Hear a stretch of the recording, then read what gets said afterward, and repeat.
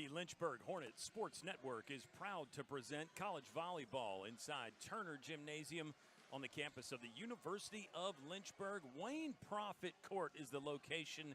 Again, my name is Kyle Haney. Evan Gates coming off the top rope as my tag team partner. Wow, Evan, we were in this gym 48 hours ago. It's a completely different environment this afternoon, which we will discuss, but still very, very excited about more volleyball to watch.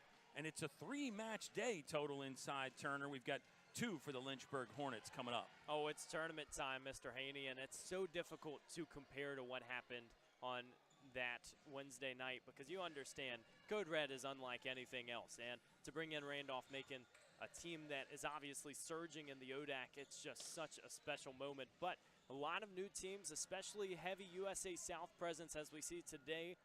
It's just going to be fun to see how Lynchburg responds after such an emotionally draining game on Wednesday.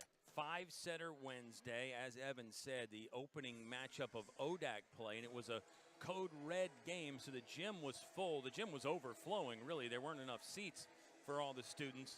And we do encourage you to go back and watch it. It's on the YouTube page here, and the scenes are on all the Lynchburg social media, Evan. It was an unforgettable night. Possibly an emotionally draining night, as you just touched on. How does Lynchburg bounce back in front of not an empty gym, but definitely a different environment? Well, you know, it obviously starts with staying true to your playing style, and I think early in the season, the question is, what does that look like? You have a new coach in Kevin Cardoza. You are at 500 now, 4-4 for both squads on the court, and so it's just about going out and delivering. And I think for Lynchburg, as we're going to touch on momentarily, it starts with the first set. You understand that this is a game that matters not just in the first 25 points, but it will help so much, and the Hornets have just really struggled to get back, especially dropping those first 2 the other night. Yeah, Lynchburg 3-1 this year when they win the first set. They have 4 wins total, so that tells you a little bit of the story right there. Some pregame statistical analysis. As we've been saying, still early in the season, so not a lot of separation there just yet. I mean, you do see William Peace with over 2 aces per set, so they're serving tough. Obviously, serve and serve receive will be important in this one for both squads. Evan, what else have you picked out as far as possible keys to the game for Peace and Lynchburg?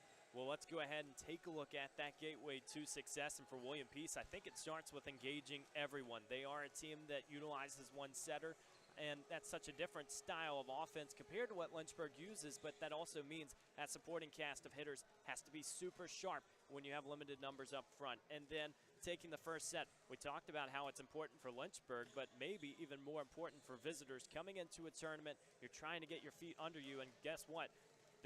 William Peace turns around and plays a game right after this. So they got to be fresh, and they would like to have a quicker game. For Lynchburg, you got to have the memory of a goldfish. You dropped 3 straight, equaling their longest losing streak last season, and 2 straight 5-setters. So a lot of volleyball being played, but that doesn't necessarily dictate what is to come. And then clean service. 11 service errors versus Randolph-Macon. Peace, despite losing to Macon in their previous game, only had 2. So how can you take care of business in those categories?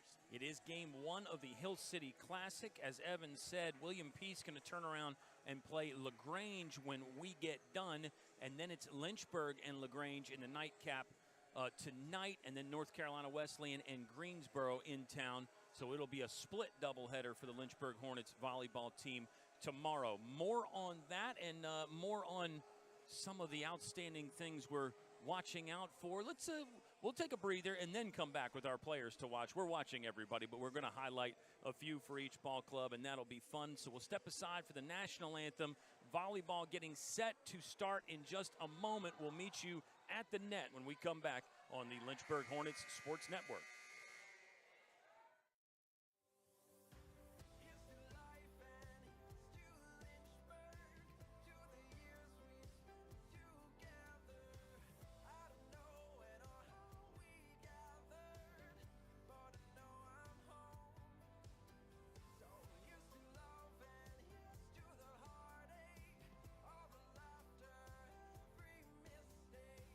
How all eyes will be changed.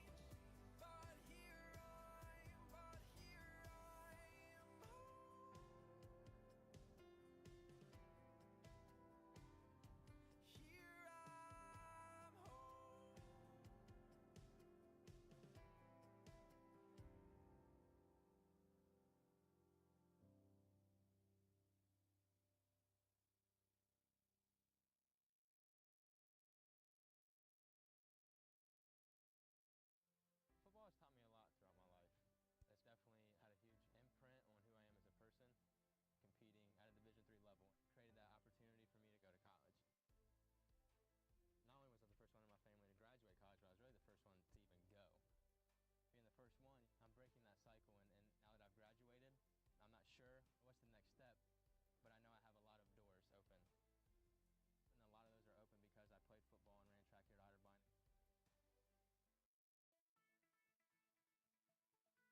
Otterbein. College has given me the flexibility to pursue my passions and my interests, and I've recreated my identity for myself aside from just being an athlete. My greatest personal discovery has been that I am capable of doing things that I didn't know I was capable of doing. To be able to study what I wanted to and continue to play the sport I love, all of those things came together very nicely in one package in Division III. Being a part of the different activities and organizations that I've been a part of, I'm actually able to see myself where I'm like, hey, I actually can make a change. I'm one person that can make a difference. Division III has helped me to develop teamwork skills, critical thinking skills, time management skills. It's not just about basketball, or it's not just about school, it's about... Okay, we return Friday afternoon volleyball. There's going to be a lot of it inside Turner Gymnasium here in the next, I was saying 48 hours, Evan, but really it's the next 24 hours because tomorrow's first game set for 11 a.m. and then game 2 at 1. So you're going to get to see a lot of great action, some great teams, and Lynchburg fans will be like us watching to see how the Hornets can bounce back. Well, it's so interesting, right? There's an explosion of games now. We waited about 2 weeks to even get this volleyball team in Turner Gymnasium, and then you have 5 within a span of 4 days. And so we're obviously very lucky to have this tournament, and you know that the action, not just now, but throughout this season, is going to allow this Lynchburg squad to keep on growing. How much work can they put in the non-conference slate as they return after that Randolph-Macon game? Yeah, I think you'd rather play these non-conference games than just have practice over and over. So it'll be a good test for Lynchburg. And like you said, how do they bounce back? We both said that. And what is the identity of this team? Because I think you're right. It's still early in this season. It's a 30-game season. This will be game 9. Lynchburg comes in at 4-4. William Peace is 4-4 also, by the way. But you're still learning a lot about the personnel. You're learning a lot about the unit. You're learning about the units within the unit, your outside hitters and your middles and your defensive specialists and all of the above. And the setting always so important, and that's one of the reasons why we've highlighted the key player for the William Peace Pacers. It will be their outstanding setter, Megan Brilski, and she's going to be the lone setter probably for William Peace unless she needs a breather. They're just going to run the one-setter system, Evan, and she is very active all around the court, going to log a lot of miles for the Pacers. Well, and that's what you have to be, and you're going to see throughout this game, William Peace, their outside hitters have a little bit more confidence in that consistency. You know how you're going to get set. Brilski's going to be out there pretty much the entire game. And so for Lynchburg, it's all about trying to get there early. Maybe try to exploit some holes. You just got to feel it out. You have the film, and everything is past now. It's time to play. It's time to play. Lynchburg will be the two-setter system. As we mentioned, Jana Leak probably occupying the back row, and then Kiri Thibodeau will be in the front row. Lynchburg will be in the home whites today with the black shorts. Liberos in the red jerseys. William Peace in their road greens, long sleeve look. Their libero has on the white jersey that looks to be Vivian Camplin. That will occupy the position for the Pacers. Coached by Hannah Marshall in her 3rd season. William Peace was 14-16 last year. They play out of the USA South Conference. It's a pretty common opponent for Lynchburg in really pretty much every sport. I mean, I'm sure there's one here or there where Lynchburg and William Peace don't play, but it's almost a out-of-conference rivalry it's becoming, the Pacers from Raleigh, North Carolina. Well, look no further than about 18 hours ago. Yeah. Lynchburg men's soccer in action on Schellenberger Field. They got it done 3-0 versus William Peace. But you love having these Carolina schools come up. We know LaGrange representing Georgia as well. And it's just allowing you to not only have that consistency in the non-conference, but also keep those travel plans somewhat slim, because we do know it is a Friday afternoon, so forget classes for a day or so. But it has been a very formidable opponent, and this is just the 4th matchup for these two volleyball teams. Got to go back to 2022. Peace took it 3-1 on sets, but listen, it's a new team for both squads, and I think Lynchburg with Coach Cardoza is really liking what they're seeing early. I think so. Coach Cardoza in his 1st season, he was disappointed after the game when we talked to him on Wednesday, as you might imagine. We've been saying 5-setter, Evan, but that doesn't even really tell about how close it was. Lynchburg lost the first 2 sets. They win 3 and 4. Set 3 was a pretty convincing win, and then set 4 was really the same way, and then set 5 was one to remember. 9 ties in set 5 alone. We had 3 lead changes, 25 ties total in the match. The ball is in the air, and we're underway. The first serve is long from Jana Leak, so it's a 1-0 William Peace advantage to start out. You see tough serving already. Jana Leak tried to pick out that back line and was just a fraction long. Already talked about it in the open. It's got to be so crucial to handle business early. Some of those unforced errors trying to keep them away, and then another ace for Peace. Megan Brilski, the outstanding setter. We said she was going to be active. She's clearly going to be active in the serving department as well, dropping an ace in front of Tori Williamson. Serve and serve receive. It's hard to call them the special teams of volleyball, Evan, but it's such an interesting, sort of unique part of the game. And you hear coaches talk all the time. We got to be strong in serve receive. We got to serve tough. Brilski's serving tough. Back-to-back aces right off the top of the deck. And what's so neat is, as you mentioned, special teams, you look at a sport like football, they're separate. You have your same personnel serving and trying to receive, and so it's all about building momentum early. Exactly. Great call by you. Libero will send the set to the outside. Lynchburg will get their first chance to swing. First swing goes to Bree Spainhour. It's actually a tip, but it's down for a point, and Lynchburg is on the board. Spainhour did such a great job in that last game of really divvying up the approach. You had a few hard hitters, and then just to tip over, that's all you need sometimes. It's about knowing where you're at on the court as well. She's really got the whole bag, and when she gets in her bag, very, very tough to stop.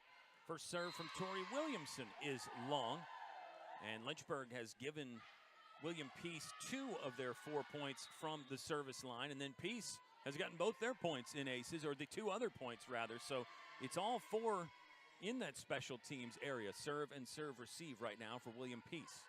Certainly, if you're a coaching staff, you don't want to see that to open the game.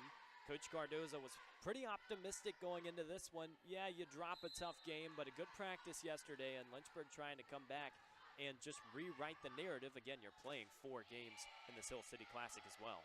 Senior Jordan Quanis serving for William Peace. This one went high into the rafters after a tough swing from Kaylee Keogh. Lynchburg will try to attack again. It's Spainhour again. This one's still in play. Nice job to one-hand it over. Now a tip at the net by the middle. And William Peace is rolling early. Number 16, Jordan Chinigo, with the little swat down two-hander on a ball that just sort of floated in her direction. The freshman just doesn't give up on it, and Lynchburg was really crowding that front line. They had numbers, and you're just waiting to have that big hit, and William Peace still responds. 5-1, still early. Jana Leak will platform set Kaylee Keogh. Hard strike on that one, but it's dug up nicely. What a dive play there from Abby Barlow. Pancake off the hardwood. Lynchburg will have to do it again. Hornets scrambling. Bree Spainhour will finally terminate the point there. Another soft touch from Spainhour, but again, seeing the court, knowing where the defense was and where they weren't. Got to show some love to the liberos in that case as well. Camplin and Barlow getting down early, and you're just going to start to see with some of these digs, it's so impressive because they know exactly where they're at on the court. A lot of these balls staying close to the net as well, so trying to dig it back. Peace will set the middle. That's long, a Lynchburg point. Hornets are within 2 now. 5-3 advantage for the Pacers. It's Ava Meinhardt at the service line for Lynchburg. We were talking about Meinhardt from Missouri, but the family was actually in town Wednesday. They might have stuck around for the Hill City Classic this weekend, too. There's a hard serve that hit the top of the tape. Setter attack. Leah DiNardo was ready for it. Fly swatter out of the air. Now Lynchburg will get in system here. Leak to Keogh, cross court. Shoveled up. Another good play by Camplin. You're right, she is impressive early. Longest rally of the day so far right here. Keogh with the tip shot, not there. Bump set, high ball. Meinhardt came from the back row to pick that one. Free ball coming over. Nice job by DiNardo to go straight over her head out the back door, and then that one through the block by Chiniga. Wow. Good exchange there, good rally. Peace gets the better of the first long one of the afternoon. I think the Hornets would like to be a little bit better blocking in this game, and you understand it can make such a difference. Coach Cardozo's squads are known for their blocking up front, but what we have seen early in this game, Lynchburg just a little disheveled defensively, and William Peace taking advantage. And it doesn't take much to get off to that early, fast start. It's such a momentum-based game. And as a coach, you don't really want to go to the timeout so early. You want to let your team sort of figure it out and self-organize, all those things. We're getting a little stoppage in play right here as the official goes to the scores table. I think checking the score on our screen, Evan says 6-3. I think that's correct. In the gym, it says 5-2 right now. So I'm thinking that's what the discussion is, but could be wrong. Looks Been like wrong a bunch already this season. Oh, well, there will be more. Yes. We're trying to get a little rough and rugged up here as well.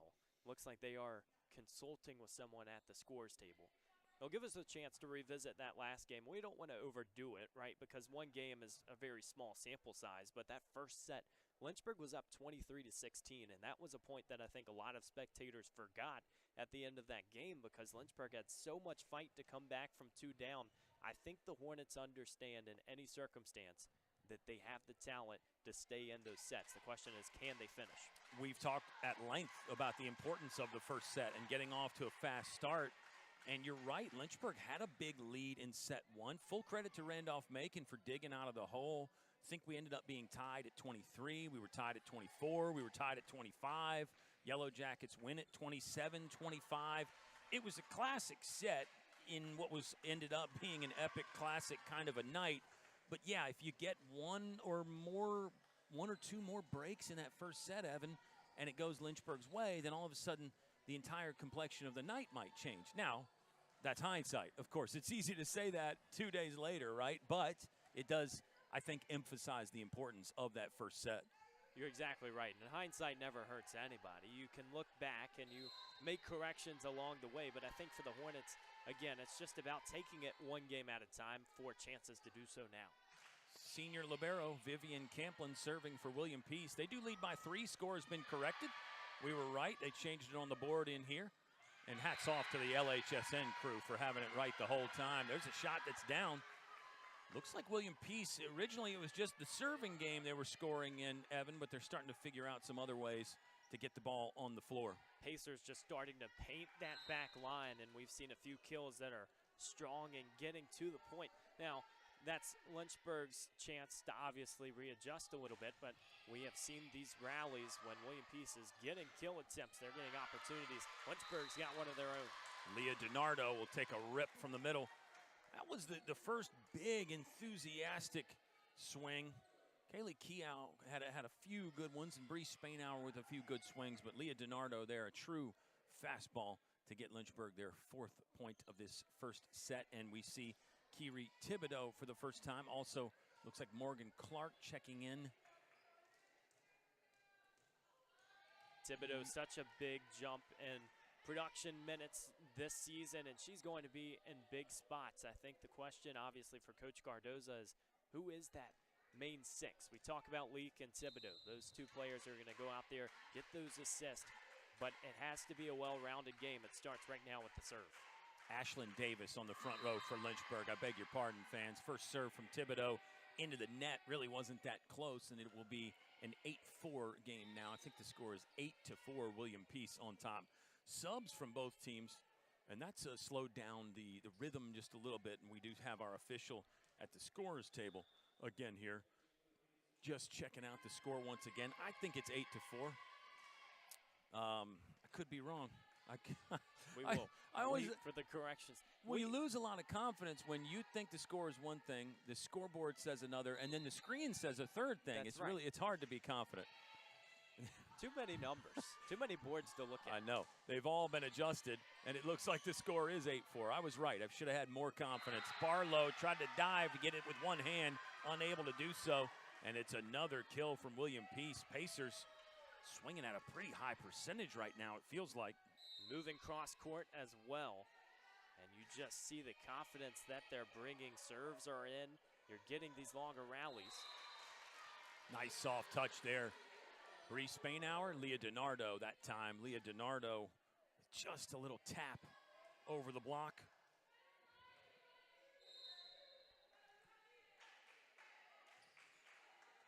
Kaylee Keough to serve, and she'll deal an ace out of the pack there. Much needed for Lynchburg. I don't think the Hornets will have trouble generating momentum, but you just feel like this first set, because of what's happened on the court and then some of those breaks in the rhythm for the scoreboard, just can't quite get a flow yet for Lynchburg. Middle attack coming, self-defense play from Thibodeau, but she's got it up, and now it's down. That was a good exchange for Lynchburg. They needed that. You could tell more energy on the celebration right there as well as Landon Spots with a big kill. Great to see Landon Spots out there getting it done. Kaylee Keough dropping one in. It looked like she took pace off that time. That ball just nosedived when it got over the net. We saw that first serve hit the tape. This time, no problem.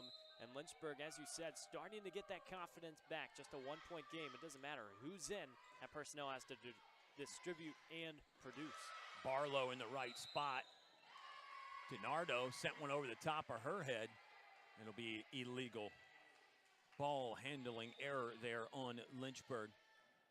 Both teams were over 300 in the attack percentage, Evan. Right now, though, William Peace 273, Lynchburg 267. So good numbers there. They were higher just a few moments ago. We'll get another substitution going on. 10-8, William Peace by 2.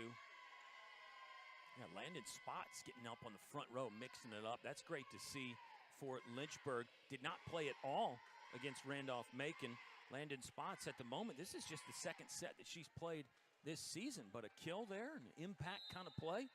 She was bringing some energy. We mentioned it before the game, too. You have 4 games that you're playing in 2 days. You want to get new personnel, and obviously, the longer they stay in, you might start building their confidence as well for down the stretch. Thibodeau on the move to set Tori Williamson, and she bangs one off the arms and then out of play to get Lynchburg back within 1. 10-9, Pacers leading Hornets. Abby Barlow to serve.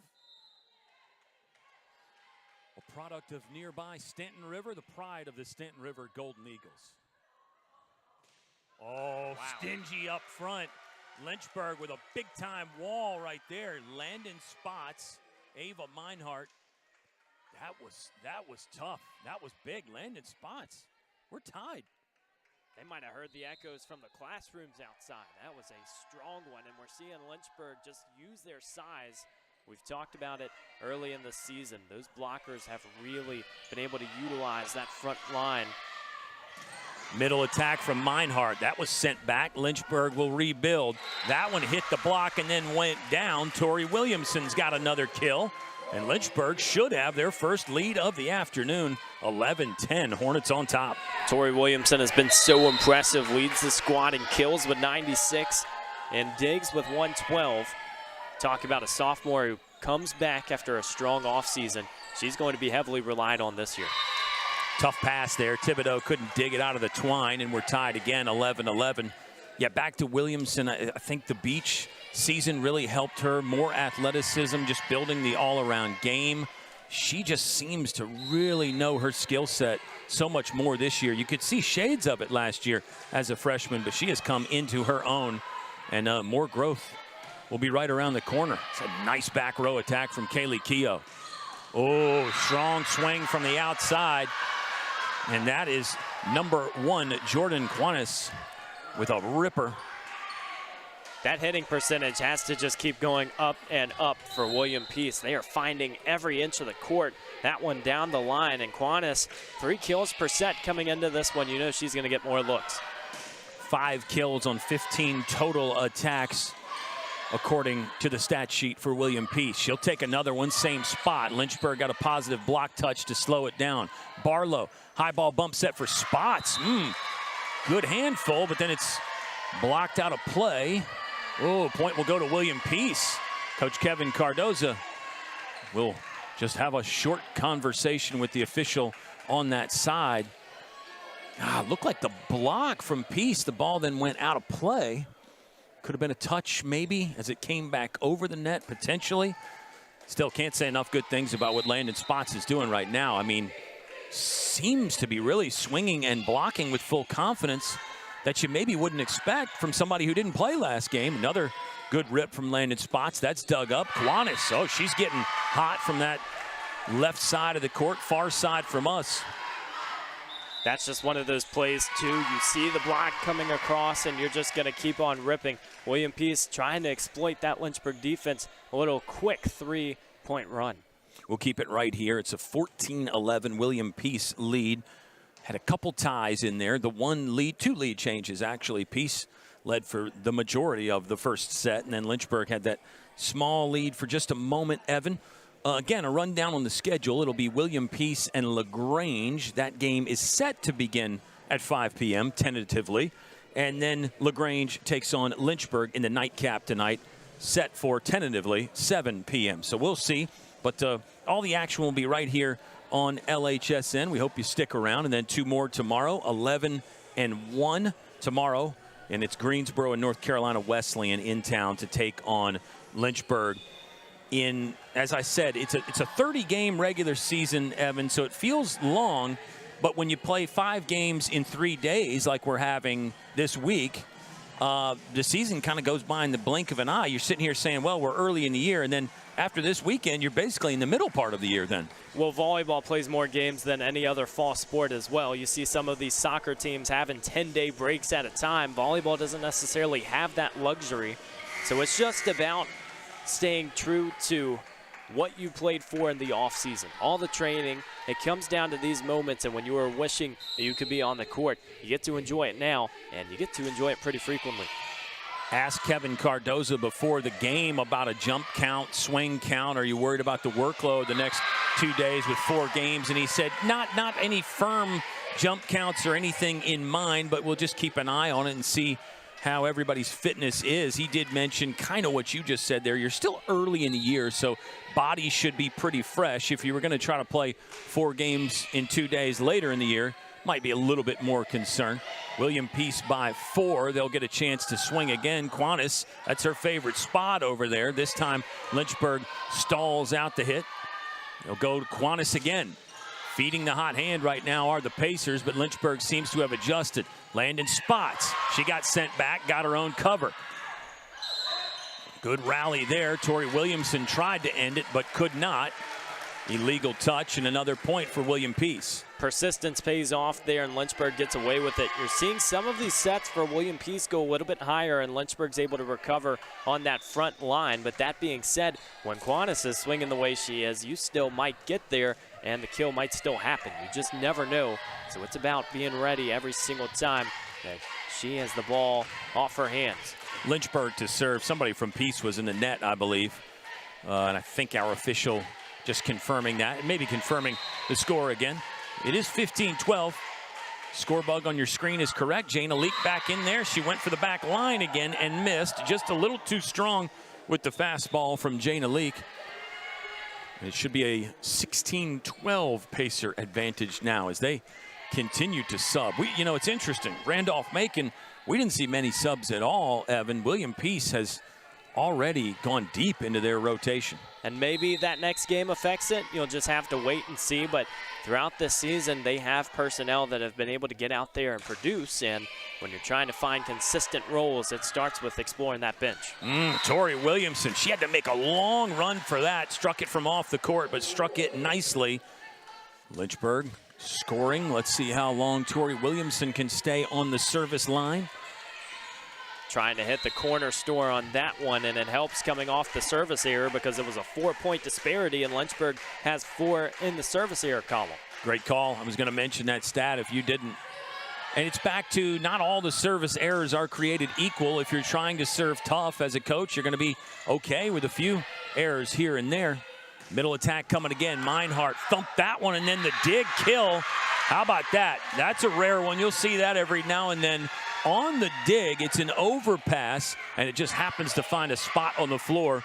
So statistically, it's a dig and a kill for number 8, Savannah Hare. She's pumped. Why wouldn't she be? The freshman got one of the all-time delights in volleyball with the dig kill. You see a few conversations on Lynchburg's side, too, maybe scratching their head saying, well, there's not much you can really do trying to run back. But, again, William Peace is just getting those digs and creating opportunities because, again, those hustle plays will really pay off down the stretch. It was great hustle from Hare. I mean, it was going to be a great dig no matter what. The fact that she shoveled it up and then it gets over and finds some room. Miss hit from Abby Barlow on the first touch goes out of play, and now it's starting to feel like William Peace has some momentum. Once again, I don't think Kevin Cardoza really wants to use a timeout here. You never know. He's having a chat with Ryan Turner and the rest of the coaching staff over there on the Lynchburg bench. Quantis to serve. Oh, and that was nice. Just floating down right in front of Tori Williamson. And I gotta say, the Pacers do feel like they have momentum on their side right now, Evan. Well, and they have gotten off to quick starts throughout this season. The 3-0 and 5 setters, which is a stat we might have to revisit later, but they're only 1-3 when they're playing 3 sets. Granted, it is early. You don't want to pay too much attention, but the way that they've gotten out in some of these matches shows it's just about keeping it down the stretch. Ava Meinhardt will take care of the overpass. That was a gift right there that time, and Meinhardt did not let it go to waste. She'll go back to serve. Lynchburg within 5. Yeah, the stat about the William Peace record, I think it just, again, speaks to how important the first set is. If they can get out of the first set, they're going to be in good shape. That one's down. Great location from Meinhardt for the ace. If they can get out of the first set, they're fine. It's just the first set is just so, you know, and I don't know. We need to do a deep dive. We need to get some nationwide statistics on, you know, how often does the team that wins the first set go on to win the match? I bet it's over 50%, don't you? Well, you have some surveys, maybe some students around campus. I'm sure we can employ somebody. Yeah, somebody needs some credit for a research project, right? That's right. Better late than never. I tell you, William Peace now just 5 points away, and it just feels like they have sort of started to sneak away because it was tied at 11, and then we saw the Pacers string together a few points. Lynchburg has to be really urgent. It won't happen now. 6-point lead. Dig off the mark. Jana Leak couldn't pull it out of the net, and here comes the Lynchburg timeout. We will step aside for this one and catch a 60-second breather. Right now, it's William Peace 21, Lynchburg 15, college volleyball on the Lynchburg Hornets Sports Network.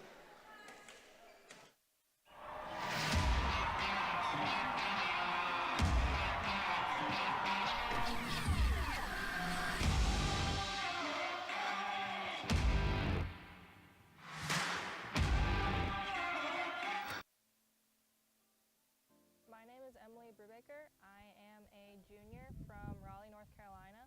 I am a marketing major with a digital media marketing minor. I chose to come to the University of Lynchburg because, first of all, the golf program was new and it was starting up, so I was really intrigued by that idea. And then the class sizes here are also really similar to what I had in high school, and that was really good for me because it meant I would have a good relationship with my professor. So when I did have to miss for golf, the professor knew me, and being able to make up the work would be easier than if I went to a bigger school. What I like about the campus is walking around, everyone's just friendly in general. And first of all, it's a beautiful campus, but everyone around here is smiling and they're having fun, and it just has a really homey feel that is something that I really enjoy. What I liked about the athletic department here is the facilities are really nice. We have an indoor facility that is designated for us, and then something else that I really enjoyed is the coaches and Kyle and Evan back. What a great LHSN team. Again, we've got John Faust right beside us in earshot, so we'll talk about his incredible jumping and dunking abilities again. But the talent on this LHSN team is not limited to just Mr. Faust. It's deep. Oh, what a play right there from Jana Leak. Saucy little setter sneak attack on 2. Lynchburg needed it. Timeout after timeout results again for Kevin Cardoza. His after timeout results are outstanding this season. That's one of those plays I feel like was drawn up too, and you have those you want to sneak in every now and then, but when you need a quick point, I think that is a great opportunity to at least keep bringing it closer and closer. Now just 5 away for Lynchburg. I think you're right. The fact that it came after the timeout like that makes me think it was called and discussed in the timeout huddle to have Jana Leak try to attack quickly there. It worked. Kiri Thibodeau in serving. There's a stuff up front. Solo block from Leah DiNardo, putting the roof on all by herself. And now Lynchburg maybe is building some momentum. A little 2-0 mini run after the Kevin Cardoza timeout. DiNardo has just continued to impress. We've talked about her in these first this first game and set, we will say. But she is just continuing to show us why she's going to get a lot of minutes throughout the season. Free ball here. Let's see where Lynchburg goes. Middle again. DiNardo had to reach for it, and then it's sent back by William Peace. Nice play by the Pacers there to get a point, stall out that Lynchburg momentum. Yeah, Ryan Turner, the assistant coach, and myself, and Ryan Turner also the head men's coach. But we were discussing Leah DiNardo after the game. He said, yeah, just give her 2 or 3 more years. You're going to probably see one of the all-time best to play in the middle for Lynchburg. 21-17. Pacers will get to attack. Double block up front by DiNardo and Spots. Still seeing great things from Landon Spots. Thibodeau to Keogh. Rifle there, and Kiri Thibodeau's going to get a dig kill. Just trying to keep it off the floor. It just trampolined off her hands back over to the William Peace side. The Pacers had nobody in the area. Have to think there are some style points there. We saw Sarah Yates on the outside for William Peace take a few whacks at it, and Lynchburg just continuing to stay tough. That's what you have to do late in sets. Over the block that time. Barlow will handle, set by Williamson. Landon Spots will have to free ball it back over for Lynchburg. Nice job on the back line. Kaylee Keogh, comfortable dig. Tori Williamson takes a rip up and off the block and down. And now Lynchburg one step closer. They're within 3, 22-19. Peace is still leading. Hornets got a little lucky there too, starting to crowd that near line. We saw Barlow a little out of position. It doesn't matter. Take advantage of that opportunity. Excellent read there by you. Hard roll shot, but Barlow is there. Spots will get another one. Sent back. Block is out of play. In play. It's another one that Kevin Cardoza, you can see, he's off the bench. Very reminiscent of the play earlier where he didn't agree with the call. Or maybe I shouldn't say he didn't agree. Maybe he just wanted some clarification. Sometimes you just go to the ref and say, hey, what'd you see there? Talk me through that. So maybe not necessarily disagreeing, but definitely both were very close over there on the far side from us. That's going to be the hardest one for us to see. Tough one for Lynchburg to swallow, too. Those swings can be so crucial, and now the Pacers just 2 away. That one looks like it stays in. No.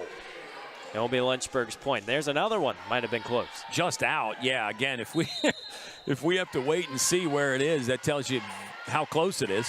Abby Barlow to serve. Lynchburg within 3. But William Peace is within 2 from winning the game. Oh, nice one by Barlow to get a hand on it. Tori Williamson ran into the stanchion there and could not keep that one back in play. So now the Pacers are 1 point away. Set point here in set 1 between William Peace and Lynchburg. Critical moment, and you can control your destiny with the serve. William Peace has been just about perfect in that category today. Just 1 service error. Lynchburg's got to be tough right here. Middle attack for Meinhardt. Stuffed. Lynchburg will rebuild. This is Williamson. She got her own cover on the block. Thibodeau's going to go to the other side. Lynchburg's worked the front row in the attack. Oh, that tip is out of play. Right idea from William Peace, but it just can't find the floor in between the lines. And now Lynchburg, new personnel coming on. Bree Spainauer and Jana Leak back in the mix. Hornets still have to be perfect here, down 24-21. Peace had a golden opportunity, too, with one of those blocks. We saw the set just a little behind Williamson. It looked like she lost her momentum. Instead, Lynchburg able to still corral, still just stay in this set. It's got to be point by point. I like the sequence there, Evan. They set Ava Meinhardt in the middle first, Tori Williamson on the opposite, and then Landon Spots on the right side. So they went all around trying to find a way to get the attack through. And they'll try again. This time it's Jana Leak, middle. Meinhardt banged on it, shoveled up. Peace is going to try their middle attack. Oh, fumbled by Abby Barlow. She would love to have that one back, and that's how set number 1 will end. William Peace wins it 25-21. We're back to recap and get you set for set 2 in just a moment on the Lynchburg Hornets Sports Network.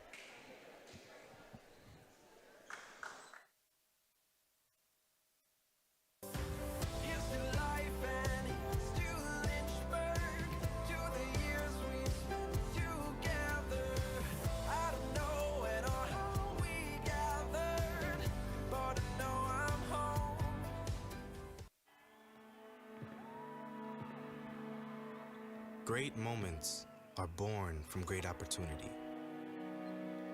That's what you have here tonight. That's what you've earned here tonight. This is your time. Now go out there and take it.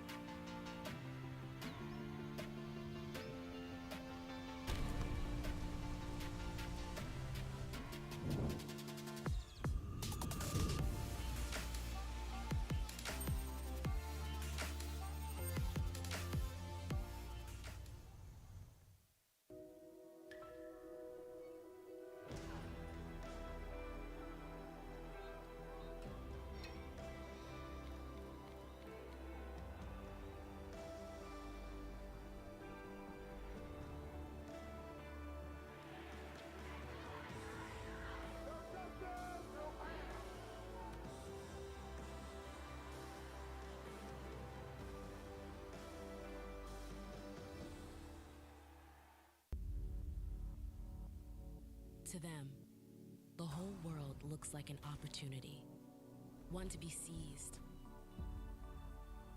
built upon, and made better for their sport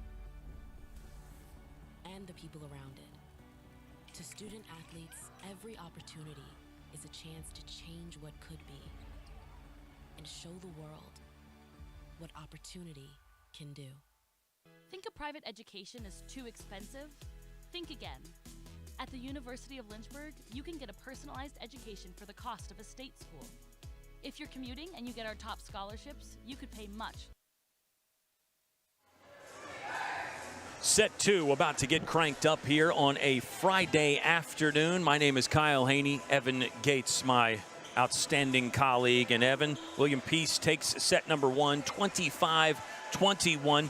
We're looking at the stats. Not a whole lot of standout numbers just yet for Lynchburg. Tori Williamson had 4 kills. Spainauer and DiNardo have multiple kills. For William Peace, it's been a fairly well-rounded effort. Not a lot of standouts individually, but the team play has been solid. Well, that's what we talked about in the Open as well. This team has to use everybody in the committee. And you understand this, too. Just 10 kills to get it done. Lynchburg service errors have really started to shoot them in the foot throughout that first set, and we know that's something you can control. Going into the second, it's a fresh slate, and Coach Cardozo would like to get it back now instead of going to potentially 5 like the other night. For Lynchburg, 4 service aces, 4 service errors. You'd like to have the ratio a little bit better than that, obviously. I mean, again, ideally you have no service errors, but that's not really realistic. No volleyball coach will tell you that. However, I think the serving does need to get a little bit better for Lynchburg. And you mentioned, again, the blocking for Lynchburg seems pretty good. So do you serve less aggressively just to get more balls in play, get more rallies started? Those will be the conversations that I'm sure Coach Cardozo had with his coaching staff and the team during the set break. It will be Peace to start us off, the talented setter Megan Brilski. First one in the air, and hers is long for a service error. Second one of the afternoon for the Pacers, and Lynchburg will take the early 1-0 advantage in set 2. Kyle, I just don't think that they like that corner. They've been serving out of it, and that spot has not been friendly so far. Well, it's an interesting point that you make. I mean, I wonder, sometimes the background in the gym will play tricks with you a little bit. Maybe there's something about the background here inside Turner that makes you serve it a little bit stronger than you normally do. There's a strong swing that will tie the set up 1-1 now as the ball caroms into the 9th row. So we already have a student that's going to be on the case about the first set issue. Now we can have somebody else take up a case study on gyms and backgrounds. Yeah, well, and that would be another one fun to look at. Track the service errors and the service aces in each gym, and see how they work out in the long term, because you need a lot of numbers. You need the big data. That's right. For those studies right there. This is a shorter serve. Williamson's pass close to the net. Leak made it work, and then Barlow tapped it over. William Peace in system. This one hit the Lynchburg block and went down for a Pacer point. Their first lead of set 2. is 2-1. Yates just continuing to be active. We've talked about her already in this contest. You like what you're seeing. Just 3 appearances coming into this one. Again, maybe a personnel change with the next game, but she is looking really tough so far. Bree Spainhour, good hack, and that's shoveled up. Defense from William Peace really maybe being undersold by UNI. They've been solid with the digs today. There's a solid Lynchburg block. Net joust coming, maybe. Tip over the top. Barlow to Leak. Now Keogh pushes into the corner. Avenue closed. This is deep, and that corner is available. Wow. Placement there from the Pacers. I'm impressed. I'm impressed from William Peace early. They're in tip-top shape. And a point, Kyle, you think about this from Lynchburg's outside hitters. How many times have we said Keogh or Spainhour's name in the last 10 or 15 minutes? Going back to that last set, just feels like the Pacers are taking advantage and controlling these rallies. Here's Bree Spainhour away from the net. Still got good leather on it. There's a shot there. Nice dig by Tori Williamson. Keogh, that was hit hard. Pacers keep it alive, or do they? Nope, that'll be the 4th touch right there as the ball is grabbed. So it's a kill for Kaylee Keogh. You said it, we have not called Kaylee Keogh much. I feel like that was one of the first ones that she really swung on. She hasn't, seems like, had a chance to go deep into the fastball and get the flamethrower out just yet, Evan. Well, and maybe you look at the scouting report and you're trying to get that tip shot a little bit more than looking for the back. We've seen William Peace do the opposite, a lot of high velocity. Serve is going to result in an ace, nearly dug up by William Peace. 3-3 ball game with Ava Meinhardt, the talented sophomore who we had fun chatting with the family after the game on Wednesday. This one will hit the top of the tape, so another error. So there's the 1-to-1 ratio right there, just in 2 serves. 1 ace from Meinhardt and then 1 error. And it's another one. You're trying to keep it low. You're trying to keep it in between the top of the net and the edge of the antenna there, and it just ends up, don't quite get it where it needs to be, as Coach Cardozo and Ava Meinhardt have a short conversation about that and more, I'm sure, on the bench. Pacers lead 4-3. Lynchburg in system. Spainhour stuffed, couldn't get her own cover. Barlow unable to shovel it up either. 5-3, Pacers on top by 2. Good movement from the Pacers on that possession as well, and you just see with the blocking, the way that they are having confidence up front. It just feels so telegraphed sometimes from Lynchburg. You want to try and varietize this offense as much as you can, and now is that point in the set. It's just a 2-point lead, but it can start growing quick. This one just took a nosedive before Kaylee Keogh could rescue. Peace has the energy right now and the momentum again. We felt this at times in set number 1. William Peace, just a bit more spring in their step, a bit more bounce. That can change quickly too. Middle attack, Leah DiNardo will take care of it for Lynchburg. Another assist for Jana Leak. That's what you want to see from this offensive approach. And it was a great set as well, just allowing that middle to get up and slam it home. And now for Lynchburg, it's just about keeping those options open. Maybe you go back to the tip here and slow things down. Kiri Thibodeau in to set and serve. Landon Spots back in. Second straight set. Yeah, a lot of alliteration there. Second straight set that she has gotten out there for Lynchburg. One-handed by Tori Williamson, trying to keep the play alive. Great effort, but it clangs out in the wrong direction. Lynchburg can't get on any runs. We saw this at times Wednesday, Evan. They just don't have those long 5-6 point serving runs. And back to, you got to tip your cap to William Peace there. They seem to find a way to get the ball back. And it even affects your rotation because you have players going in and out with Lynchburg's system. Exactly. And then sometimes when the other team gets on the long serving run, you're in one of those what they call sticky rotations that you can't get out of, can't get moved around, can't get people in the spots you want, and players back in off the bench. 7-4. Pacers on top. Thibodeau to Spots. Oh, yeah, Landon Spots. This might be a coming out party for Landon Spots. That was a big-time swing and a good result for Lynchburg. They do get the ball back with Kaylee Keogh serving. She certainly looks like she belongs up front. And when you have people like Spainhour and Williamson up front to help you out, it's been one of those games where you can just continue to grow. We've also talked about DiNardo while she's a freshman. Someone else who just seems like she knows the game so well. 8-5 score on your screen says 9-5. That's probably correct. It is.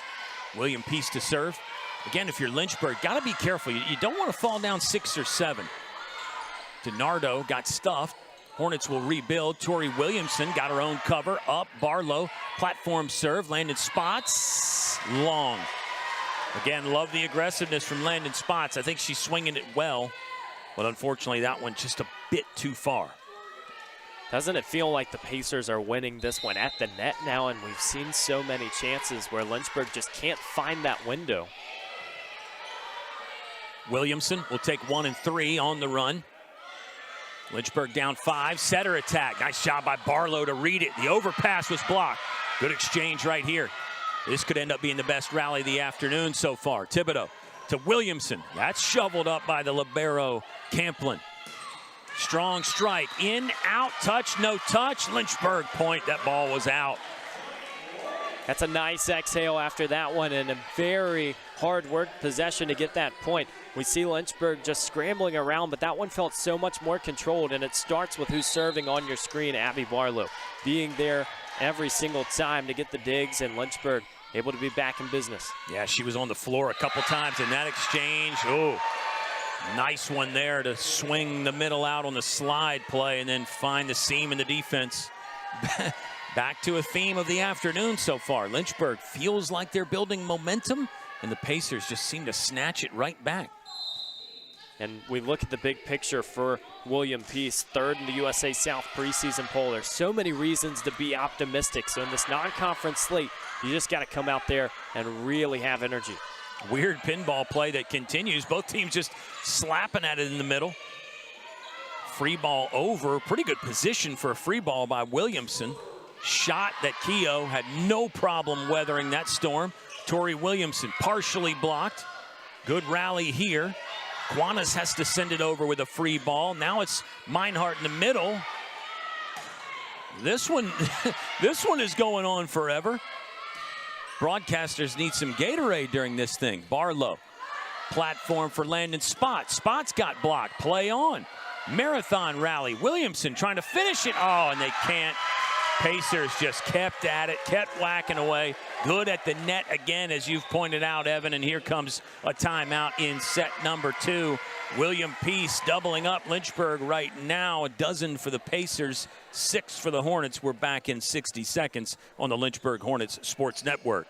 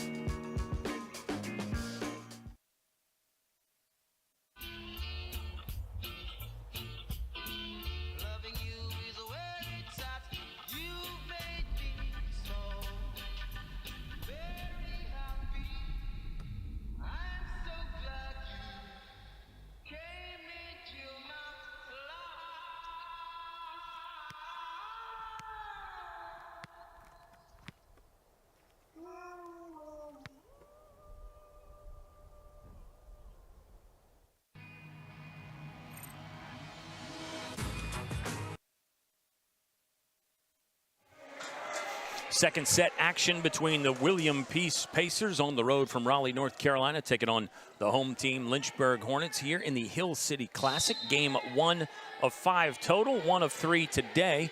And right now, the match is going the way of the William Peace Pacers. Another timeout for Lynchburg. They've been good in the after timeout situations. This one, they will not get the point. As a strong solo block up front for William Peace. Pacers continue to just build and build momentum. Jordan Chinigo, really good, the freshman from Goldsboro, North Carolina. We have just seen her handprint on this game time and time again, too. And sometimes it's the quiet one. She leads the team in blocks, and so not in exclamatory stat, but you see it again. It just leads to momentum down the stretch. Lynchburg overpass mistake got dealt with, and William Peace is now up 14-6. William Peace is already this season played several teams from the Old Dominion Athletic Conference. Got swept by Virginia Wesleyan their first game. Lost to Bridgewater in straight sets. They beat Guilford in 5 sets. And on the other side, when you look at Lynchburg, they've dabbled in the USA South a little bit as well, getting swept by Methodist back on August 31st. Serve is long. That means Jana Leak will come back in to serve for Lynchburg. They're in the home whites. Peace in the road green with the white striping. LaGrange is in the gym getting ready for their first matchup, and then our nightcap will be Lynchburg versus LaGrange. There's one sent too long, so back-to-back points for the Hornets. We really just, again, have not seen many long Lynchburg runs in this set or set one. It's 2 in a row right now. If Lynchburg could rip off 5, 6 in a row, you probably feel okay as a Hornets fan. They'll start it with the block. Bree Spainauer and Ava Meinhardt putting the top on the defense right there up front. So now it's 3 in a row for Lynchburg. That's one of those blocks that you just really appreciate as a coaching staff, because we have seen Meinhardt and Spainauer work so well together. That chemistry up front is going to be big, especially when you get into conference play, because you know you are going to be in a spot where not only can you deliver, but you have a consistent lineup. You know who needs to be out there in the big moments. Jana Leak's serve hit the top of the tape. Back to the aggressive serving from Lynchburg. And that's another one, Evan. Do you, when you do have a little momentum, you've won 3 points in a row, do you then maybe, again, just make sure you get the serve in? Be a bit more conservative. Didn't matter. Lynchburg has now won 4 out of the last 5 points as Tori Williamson got it lined up and then took a slash from the opposite side. Lynchburg's within 5. Go ahead. The issue about the aggression, right? You see this early in sets, and Lynchburg really just found the hole early, even in the first set. Then you're going to not want to do it later when your back is against the wall. Maybe it's that set point. And so it's just got to start. If you're going to have momentum, build it early. Don't wait until the end. Good hard serve to the middle there from Tori Williamson. Partial block. Lynchburg can't scoop it up. 16-10. William Peace ups their lead back to 6. Yes, 7 service errors for Lynchburg, 5 aces. Again, more errors than aces, the ratio there that you always look at. Doesn't mean the other serves aren't good and getting William Peace in trouble and or out of system. But right now, 5 aces to 7 errors, the inverse of a ratio that you would want. Kaylee Keogh, that was strong. Just caught enough skin from the diving libero, Vivian Camplin. And now it should be 16-11, Lynchburg back within 5. Starting to find that sweet touch again, and we've seen it throughout this game. Lynchburg, when they do hold serve for a few rounds, they're starting to hit those outside hitters and allow them to take over. Spainauer, DiNardo, and Keogh up front for Lynchburg. Size in the back, too. Tori Williamson going to run it down. Now Meinhardt, long free ball that nearly got in. Great effort right there. So tough. I mean, you're going from the deep corner over there and trying to get it back over the net behind your head. Now Abby Barlow checks in for Ava Meinhardt. That's a scary one to watch as well, and I think if the score line is a little different, maybe you do attack it, but smart eye from the Pacers, up 6. Running and diving one-hander from Tori Williamson, got a piece, but nowhere close enough for anybody else to get hands on it for Lynchburg. 18-11. Pacers lead.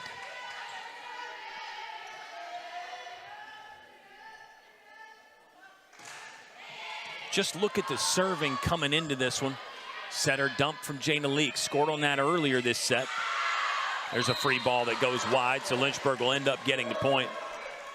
But the serving numbers coming in, Evan, as a team, Lynchburg had 55 aces to 78 errors. It was 1.57 aces per set for Lynchburg. So again, more errors than aces as a team. and you look to get that number back to a 1-to-1 ratio, hopefully even better than 1-to-1. But it's easy to sit up here and talk about it, guys like us. It's harder to do it out there under pressure. Absolutely, and some big-time moments for Lynchburg early in the season as well. Kaylee Keough, strong swing. Somebody was in the net for William Peace. Looked like it was number 21, Chasey Jacobs, touching the net there. So point for Lynchburg.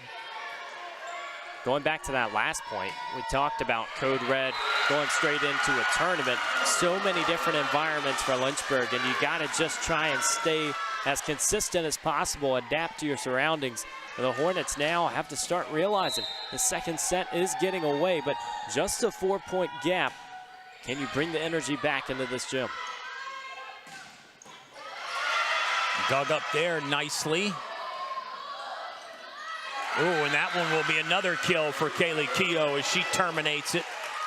Here it feels like Lynchburg is building some momentum. Yes, enough momentum to make the coaching staff for William Peace want to call the timeout. Hannah Marshall in her 3rd season. Let's keep it right here, Evan. We do all the research and all this stuff. We need something to talk about during the timeout. Good shot of the Lynchburg timeout huddle and the LaGrange volleyball team that is here awaiting their turn to take the floor. And Wayne Profit Court inside Turner Gymnasium. Dealer's choice, buddy. What do you want to talk about? Well, we got 3 teams in the gym right now, and I would feel remiss if I didn't mention they are Christmas colors, and Greensboro is on the way. I don't know the official stat until Christmas.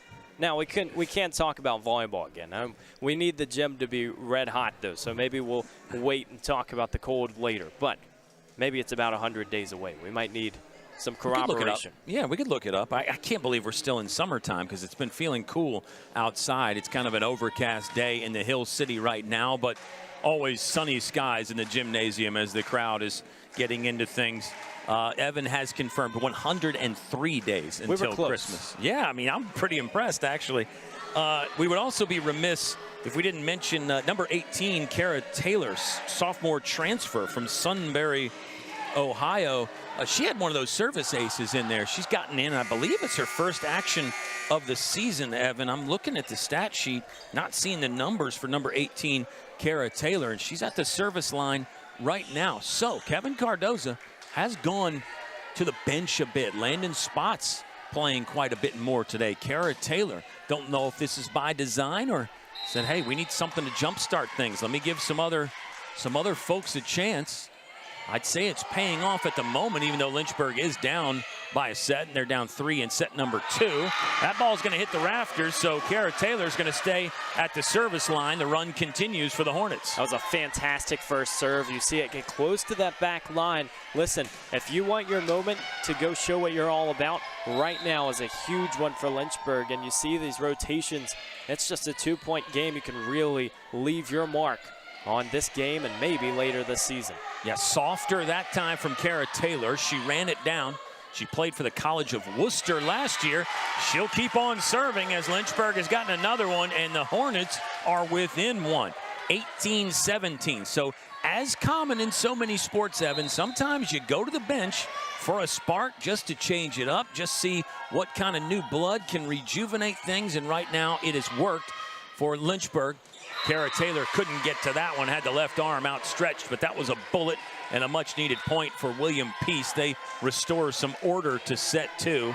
Pacers going to serve again, leading by 2. Kyle, we mentioned there's so much research, so many statistics that you can look at. One thing that won't come up on the page is just the energy that the Pacers have brought this entire game. And sometimes that can be overstated, but this entire bench getting into it, and it just feels like they're playing with ease, they're playing comfortably, and you're starting to see it on the scoreline. 2017 as Kaylee Keough's gas was too strong. Kara Taylor doing the setting for Lynchburg as well as the strong serving. She'll bump that one to the net. Keough got stuffed, asking the official for the call, and Lynchburg got it. Sometimes you just got to put yourself in those situations and let the rest happen. Great work from Keough. Not trying to do too much. Obviously, that net play, you have to be almost perfect. Quick serve as well. Yeah, she didn't take long Lynchburg stunted the shot and then returned it. Tori Williamson flying into action again. Block will get pressed into service. That one went between, and Barlow could not get the gardening done. 21-18. William Peace, again, restoring some order to things, not letting Lynchburg get on another long run. Crucial moments here because William Peace in that last game versus Randolph-Macon won the first set and dropped the next 3. That second seems so crucial, and especially the way that they are serving and playing just about as perfect as you can get. Taylor bumps Williamson. Wow, once again, Quanis. She has impressed. Jordan Quanis coming in was averaging 3 kills per set. Skills like that, you can see why. She's got a live arm, jumps well, and got another point for William Peace. Pacers by 4, timeout on the court. We're back in 60 seconds or less on the Lynchburg Hornets Sports Network.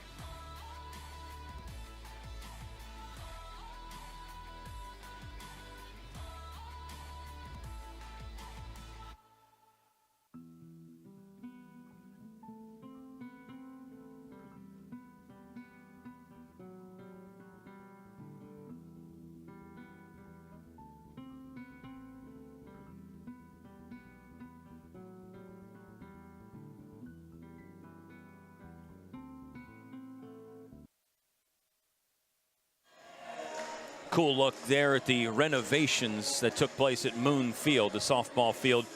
Last year, or in the last offseason, Moon Field looking better than ever. Turner Gymnasium is looking good right now. It's got that sparkle and the shine, and William Peace is enjoying their time on the court. See the Peace players kind of dancing and having fun in the timeout huddle. Evan, there's Bree Spainhour that came through and took a rip. Part of the block up front with Landon Spots. Rally developing here that Lynchburg will get the better of. Bree Spainhour making an impact. Tori Williamson back in. Ava Meinhardt, and those two join Landon Spots up front for Lynchburg. It's that work in the middle for Lynchburg, and we've seen it a few times where they set something up, and now just got to keep coming back. Have they drawn something else up in that huddle? Taylor going to set Williamson. Tipped, oh, nice setter attack, but Taylor was there, and then the overpass handled by Quanis. Taylor from the knee tried to reach out and scoop. Couldn't get there. Now William Peace is within 2 again. 23-19. Pacers can sense another set victory. They already lead 1-0. That was brilliant from the Pacers, too, because it's not even the first attempt that gets it done. It's the second. They've just been banging on the door all game long. Meinhardt wrist away, went too far away, wide and out. William Peace within 1 now, 24-19. You're right, though, about the Pacers. They've got that stick-to-itiveness, that resilience. They never give up on a play. They're bouncy, light on their feet, so they can get to some of those weird ones that don't exactly go as planned. Landon Spots tried to get that to the cross-court corner, didn't get there. Quanis off the block and then out, and it's a set 2 victory for William Peace. The visitors are in town and having fun. William Peace leading Lynchburg 2-0. Set 3 coming up in just a second. You're watching college volleyball on the Lynchburg Hornets Sports Network.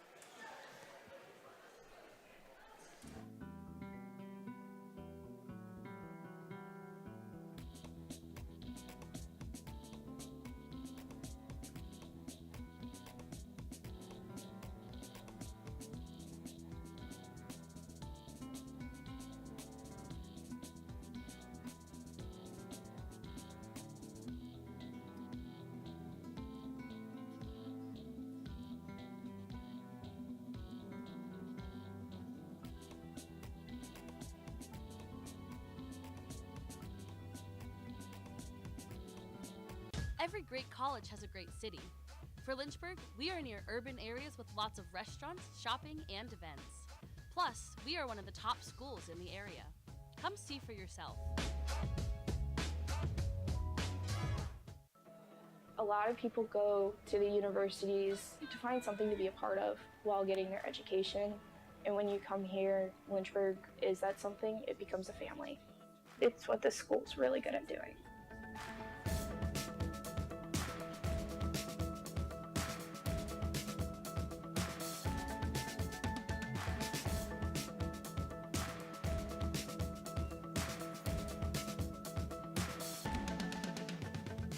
"65 years ago, Virginia Farm Bureau made our local farmers a promise to protect and preserve the way of life they work so hard to establish. Today, our insurance agents work to protect all Virginians, not just farmers. But the original promise remains. And when you have insurance with Virginia Farm Bureau, you're an important part of upholding it. So help keep Virginia, Virginia. Talk to your local Farm Bureau insurance agent today." My name is Brittany Coleman. I graduated in 2014, and I have a major in chemistry and a minor in secondary education.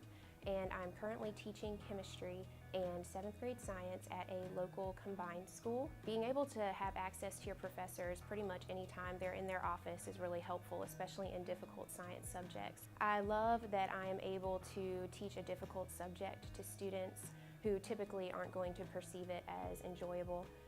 I'm able to present it in an interesting way because I was presented this information in an interesting way. It's nice for me to be able to mirror what it was that influenced me to be able to teach.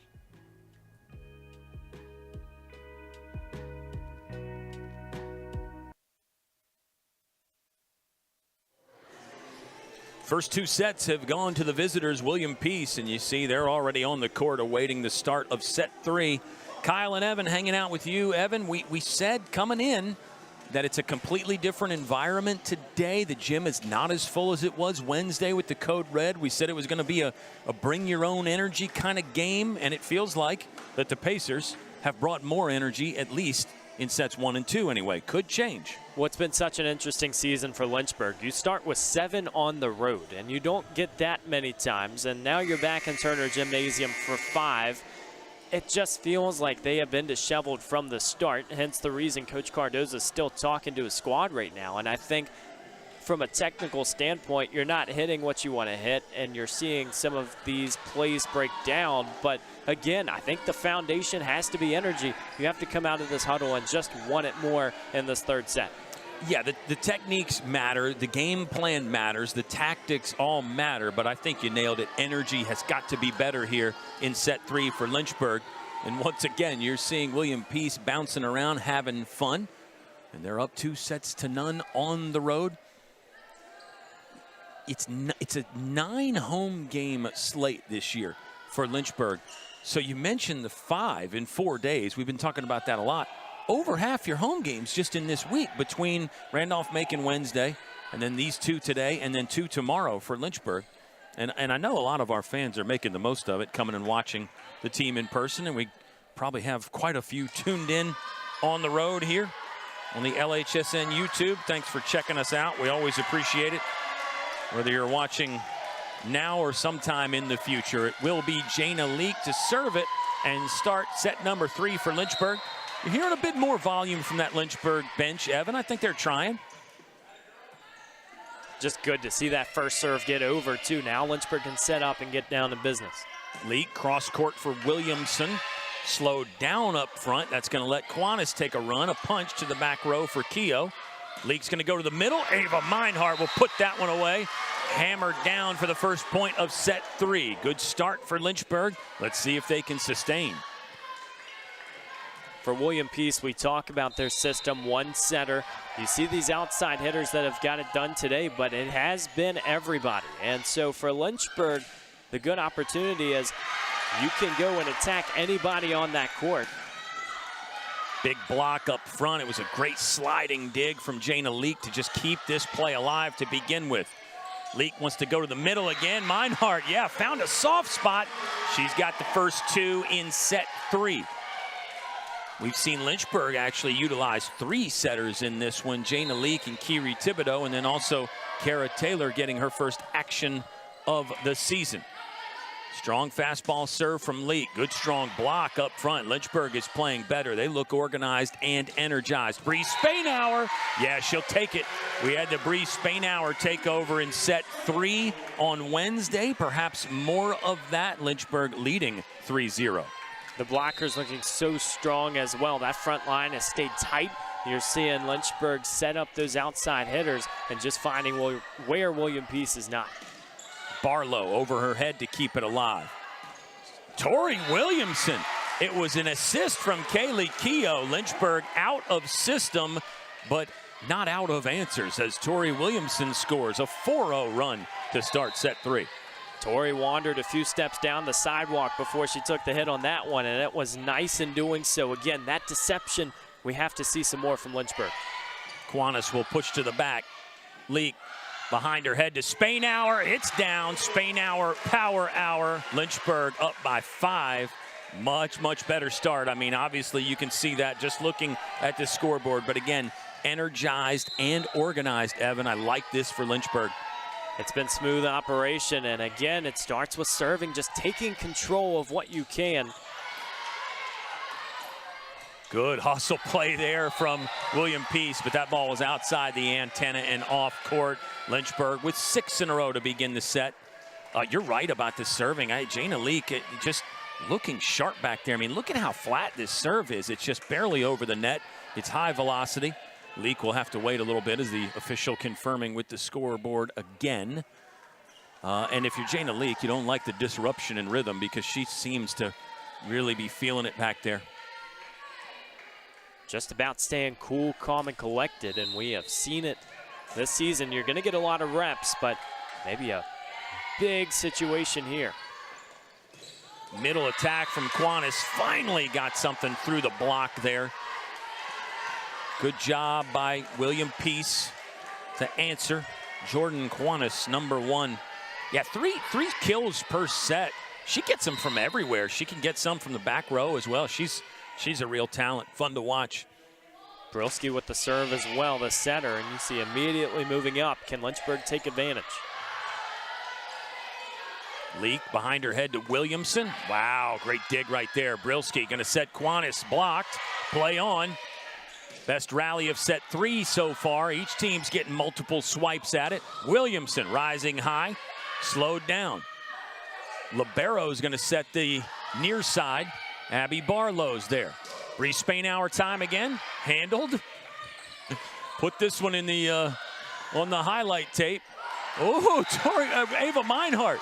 A ball that was just going to go over anyway, I think. She sort of helped it along for the ride there. Fun rally, and I feel like that's going to give Lynchburg a little extra gas in the tank there to win a long one like that.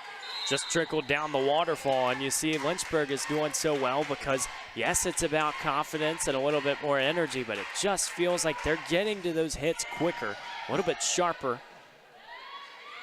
It was kind of an excuse me tip from Ava Meinhardt. Tori Williamson again. Lynchburg near side, trying to get there, can't. Good effort by Bree Spainhour, laying out. But the point will go to William Peace. Pacers will have Jordan Kiwanis at the service line. And in addition to all the other great things she does, Evan, she came into the match with 12 aces. Second on the team in service aces. So she is a do-it-all player. All the tools for number 1. Jordan Kiwanis. 285 digs last season, over 100 kills. The statistical categories will confirm everything that you think about what she has been able to accomplish in a Pacers uniform. And when you're leading the team in those categories, I think it just helps build trust with your teammates. They see what you're doing, and your setter is going to get you the ball in the right spot. Serving again, Lynchburg leading 7-3. Biggest advantage they've had of the afternoon is Kaylee Keough powers one through the block and down. You know, Lynchburg, they had a 1-point lead, I believe, in set 1. And that was it. I mean, until set 3 right now, Evan, this is the first time Other than just the 1-point lead, that was only for maybe 30 seconds or so. It's the first time the Hornets have had an advantage today. You just got to take advantage of the moment. There's another ace for the Hornets.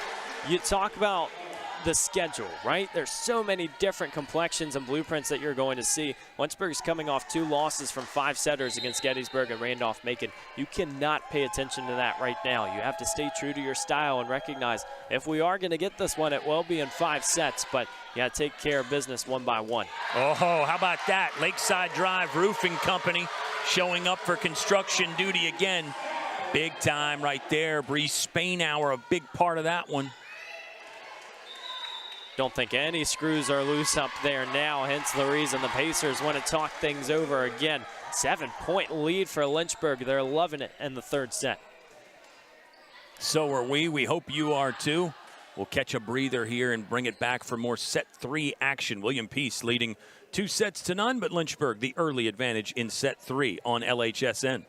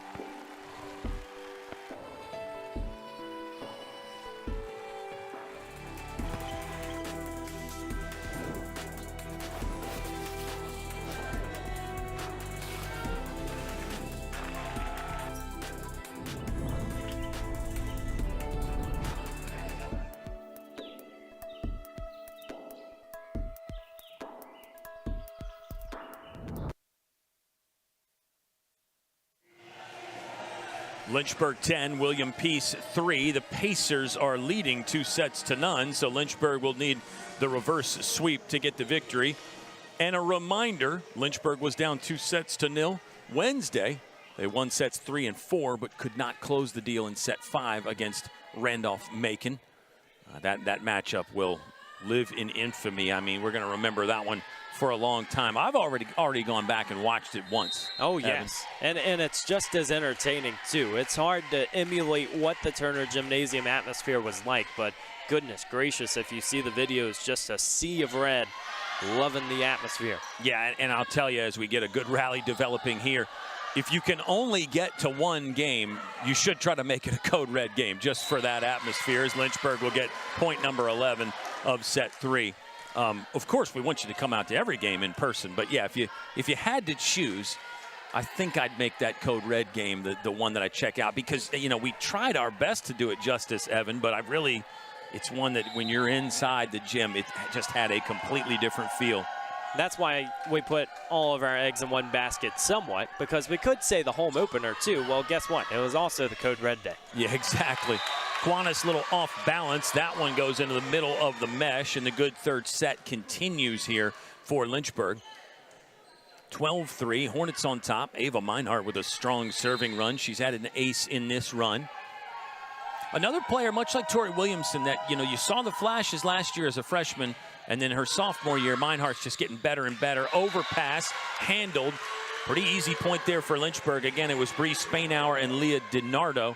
I'm not sure who will get credit for the kill, as they were both kind of right there on it, but they're happy to get the 10-point advantage. And back to volleyball being such a unique sport. Lynchburg kind of looked out of it at times in the 2nd set. Now William Peace looks out of it. I mean, it's all Lynchburg right now. As soon as I say that, the Pacers get a much-needed point. But it's so interesting the way it ebbs and flows, and that momentum, Evan, it's like a trampoline. It's way up, and then you're way down, and then sometimes you're in the middle, and you just hope you can withstand some of those lulls and those trenches that you fall into and still have a chance in the game. Think about some of these other sports, too, where the score gets run up early and you can't do anything about it. The sets will reset. There's a new fresh one, and so you understand you're going into this 3rd one, you still have a very good chance if you just start the energy right away. 14-4, Lynchburg will make changes as Bree Spainhour's attempt was blocked, but then out of play. Here comes the freshman, It's Kara Taylor again, sophomore transfer, played for the College of Worcester last year. Good things in set 2, coming in off the bench. I believe Landon Spots made it back out there again. Yeah, Spots. Oh, look at Taylor, diving one arm to keep it up. Now it's DiNardo pushing across with 2 hands. Big block, but it won't stay in bounds. It's a point for William Peace. Good activity from Lynchburg.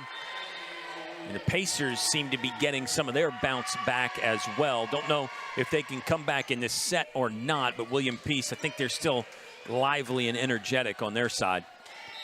And you're just going to see, as we've talked about with personnel, you want to get everybody as hot as possible at this stage of the season, right? Because you're looking at conference play. We know that William Peace has yet to play a conference game despite the other USA South teams in attendance at this tournament. You want to be at your best when that stage of the season arrives. And so right now, just testing it out and experimenting with the roster, I have to imagine is a good idea. Yeah, you're still looking for combinations. You're looking to also make the statement to your players on the bench, hey, if you work hard in practice, we'll give you a shot if we see things that we like. And it's nice to have different options to go through off the bench, different skill sets. Each player is going to bring their own unique talents, their own flavor to the game. Taylor going to set Keogh, had to reach back for it. Lynchburg might get a better chance to swing this time. Keogh will roll one over the top, assist by Abby Barlow. Lynchburg will get to serve again here in set 3. And now we've been talking about the long weekend, four matches in 2 days. But if you're Lynchburg and you can storm back and do the reverse sweep, you've had to play a lot of extra volleyball. It's not like a 3-0 clean sweep. If you have to go 5 today, you may not have quite as much battery life left. This one off the outside arm and down. Lynchburg still rolling in set 3, 16-7. You're lucky as the home team to have that break in between games, too. You get a 7 o'clock start time for the second one. William Peace, if they go 5 sets in this one, he's going to turn right around and play again, so maybe extra incentive to get it done earlier. Pick your brain in a second there. There's a nice tip over the top, but into the net. The coaching staff from William Peace, Hannah Marshall, confirming. You're a college athlete. You dabble. What are you doing in between sets? I mean, I know you're not a volleyball player. Not yet anyway. Ooh. Lynchburg has the men's team starting. That's you can try out. Walk on. Right. But, I mean, what are you going to do? You chill out in between sets and take it easy? You don't think you want to go full-blown take a nap or anything, do you? See, it's so tough, too, because that block in between games, you know, you have an entire, it could be an hour and a half, could be 2.5 hours. Yeah. We'll keep it here throughout the break. And so you just want to make sure that you know what you're doing. But I think if you're Coach Cardozo, you don't want to have the talk be all about volleyball because that's a 6 or 7 hour block. You got your pregame. And so trying to keep everybody as loose as possible because you're turning around tomorrow as well with 2 more games. And one of the worlds you have a lot of experience in, the track and field world, that happens a lot where you'll run or do a field event 8 or 9 in the morning, and then you're sitting around for 4 or 5 hours waiting on your next event. I mean, I guess everybody finds their own ways to amuse themselves and stay loose, but there can be a lot of downtime in sports, and it is interesting to see how different athletes use the downtime. And I don't know, maybe I'm putting too much thought into it, but it's a great point, though, because you see sometimes in track and field, it won't be that first event that's your best. You come back later, it might be even 5 hours later, and your body might be a little more exhausted, but your mind is just so ready. It's the battle of the physical and the mental. And for Lynchburg, if they can just have a good mindset going into that second game, it is going to help them so much more. But again, it starts right now. You don't want to go into the second one limping, saying, okay, we dropped 3 straight sets. That's the 3rd or 4th straight loss, And so I think right now the Hornets are doing well just to get some of that momentum back. That's, I think, a great point. If you can get some of the momentum back, it makes the in-between games break easier. If you have to sit there and stew about a 4th straight loss, all of a sudden that can be a very long and bleak 2 hours or so in between games. There's a William Peace point to get back within 10. Lynchburg, we've mentioned it once, but let's say it again. Back-to-back 5-set losses. Randolph-Macon Wednesday, and then the previous weekend against a very good Gettysburg team. Taylor's going to have to run one down. Barlow taking a nice swing from mid-court. Barlow got a piece of that. It's in the rafters. Lynchburg's going to keep that alive. Oh, but a little bit of a campfire ball because they were around it and nobody knew who was going to take it as it came through the rafters. Hornets still up 9. Go back to that previous weekend, September 7th. 5-set loss to Gettysburg and then a 4-set loss to Mary Washington. So right now, if you combine those and this one, Evan, Lynchburg is 5-11 in their last 4 matches set-wise. The set breakdown is 5-11. That's not great, but I still think this team's playing with a lot of confidence. I agree 100%, and sometimes the numbers won't tell the full story because in that Randolph-Macon game, it was a tale of 2 halves, right? You saw the Yellow Jackets come out early, and it felt like Lynchburg was even in the driver's seat at the end of that game. And then Randolph-Macon still found a way, and so that's where those first sets and the little parts of the game really come into factor. Well, yeah, set 5 against Randolph-Macon. I mean, even though Randolph-Macon wins that, 9 ties, 3 lead changes, and there were times in set 5 where we were just convinced Lynchburg was going to win. So the confidence, yes, still high, despite losing now 3 in a row.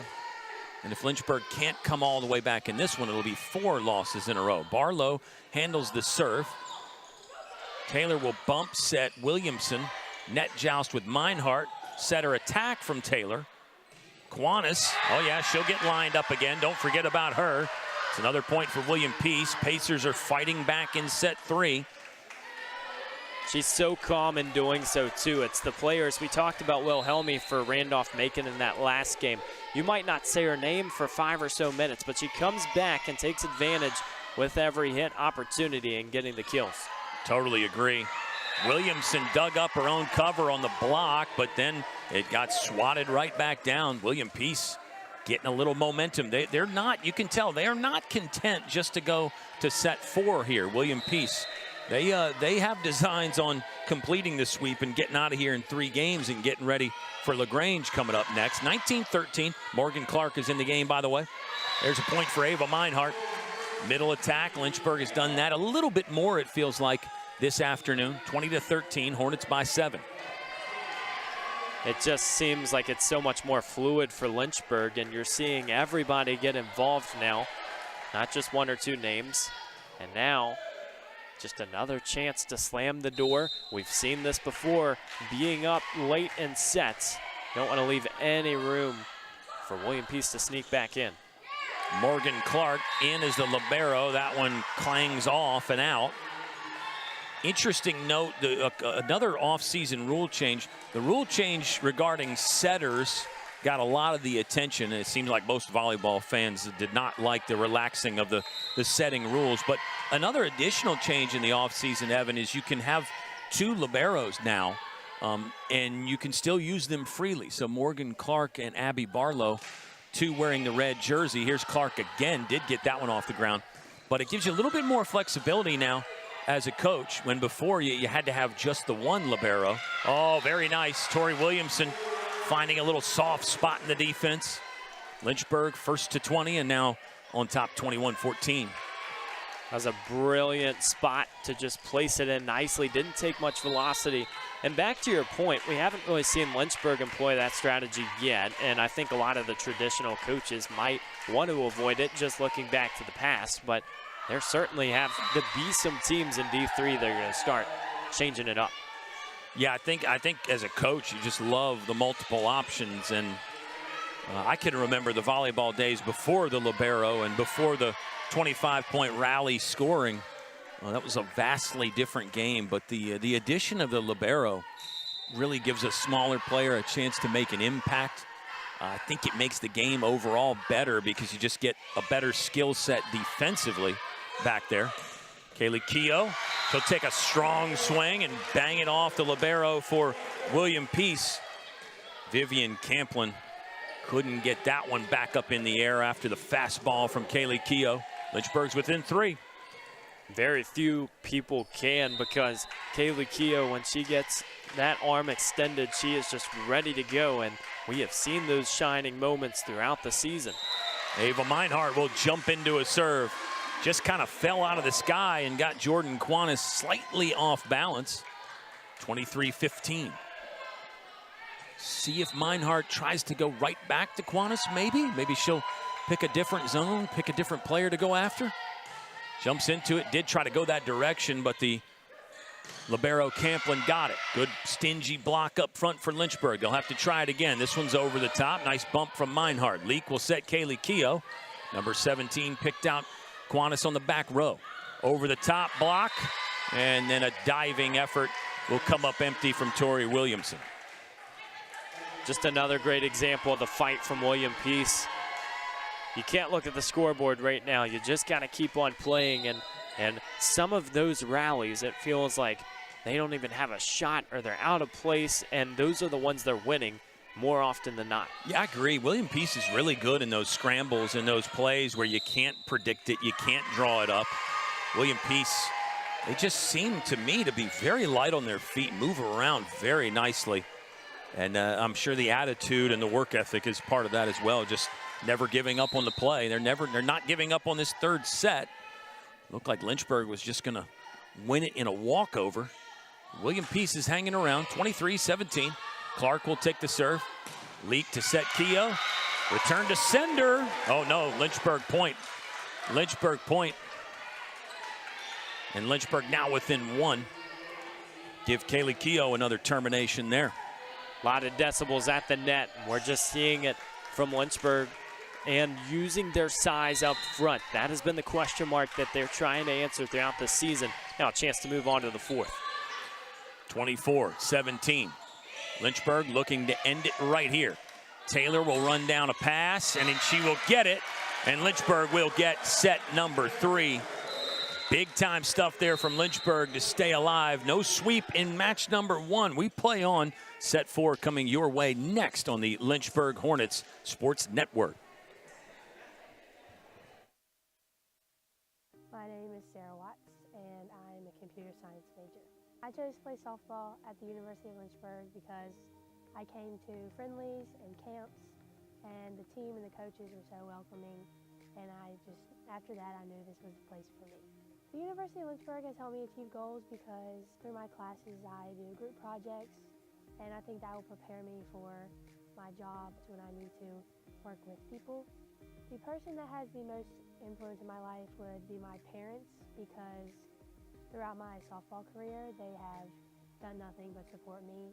And when I have bad games, they always pick me up, and they're always the people that I go to for anything because they just know that they're always there for me. I like playing softball at the University of Lynchburg because the girls and the team, they're all super fun to be around, and they always welcome you, and they're always there if you need anything, and if you ever have any questions, they're the people that can answer them for you.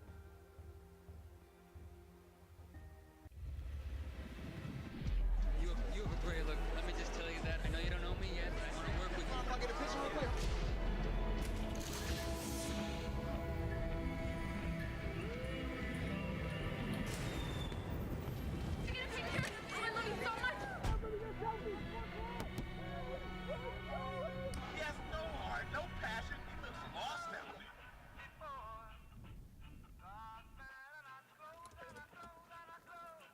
Thanks, man.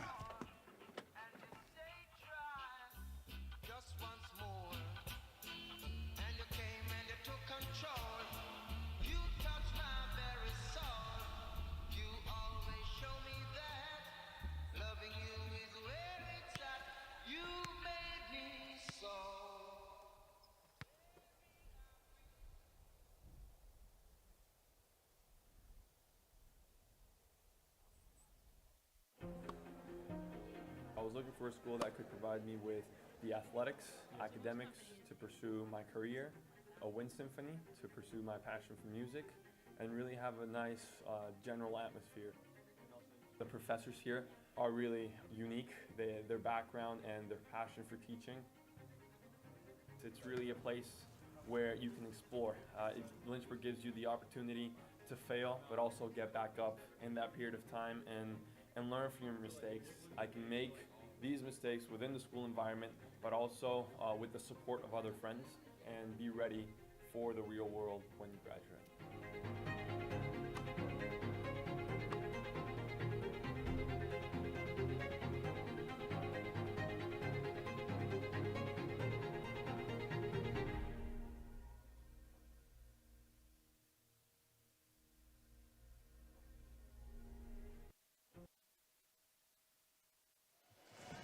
The Lynchburg Hornets rally and take set 3 to continue the match here against William Peace, game 1 of the Hill City Classic. My name is Kyle Haney, my broadcast partner Evan Gates. Mr. Gates, much better set there for Lynchburg. I mean, I feel like that's maybe stating the obvious, but we said Lynchburg needed more energy. Seemed like they checked that box in set 3. Can they sustain? Can they continue? Well, I think you look at it, and it does leave a better taste in your mouth. But think about Jana Leak from the start. The serving was on point. They took advantage from the gun, and they just held on. And so I think the Hornets want to take that control again. Don't allow William Peace to even get 2 or 3 here. Take control. Less serving errors in that set as well. Williamson flying in again. She really covers the ground nicely. Got through the block there, and then Lynchburg couldn't get back to it. Good start in set 4 for William Peace. A reminder, the Pacers did win sets 1 and 2. Lynchburg took set 3. So it is a must-win for Lynchburg again here in set 4.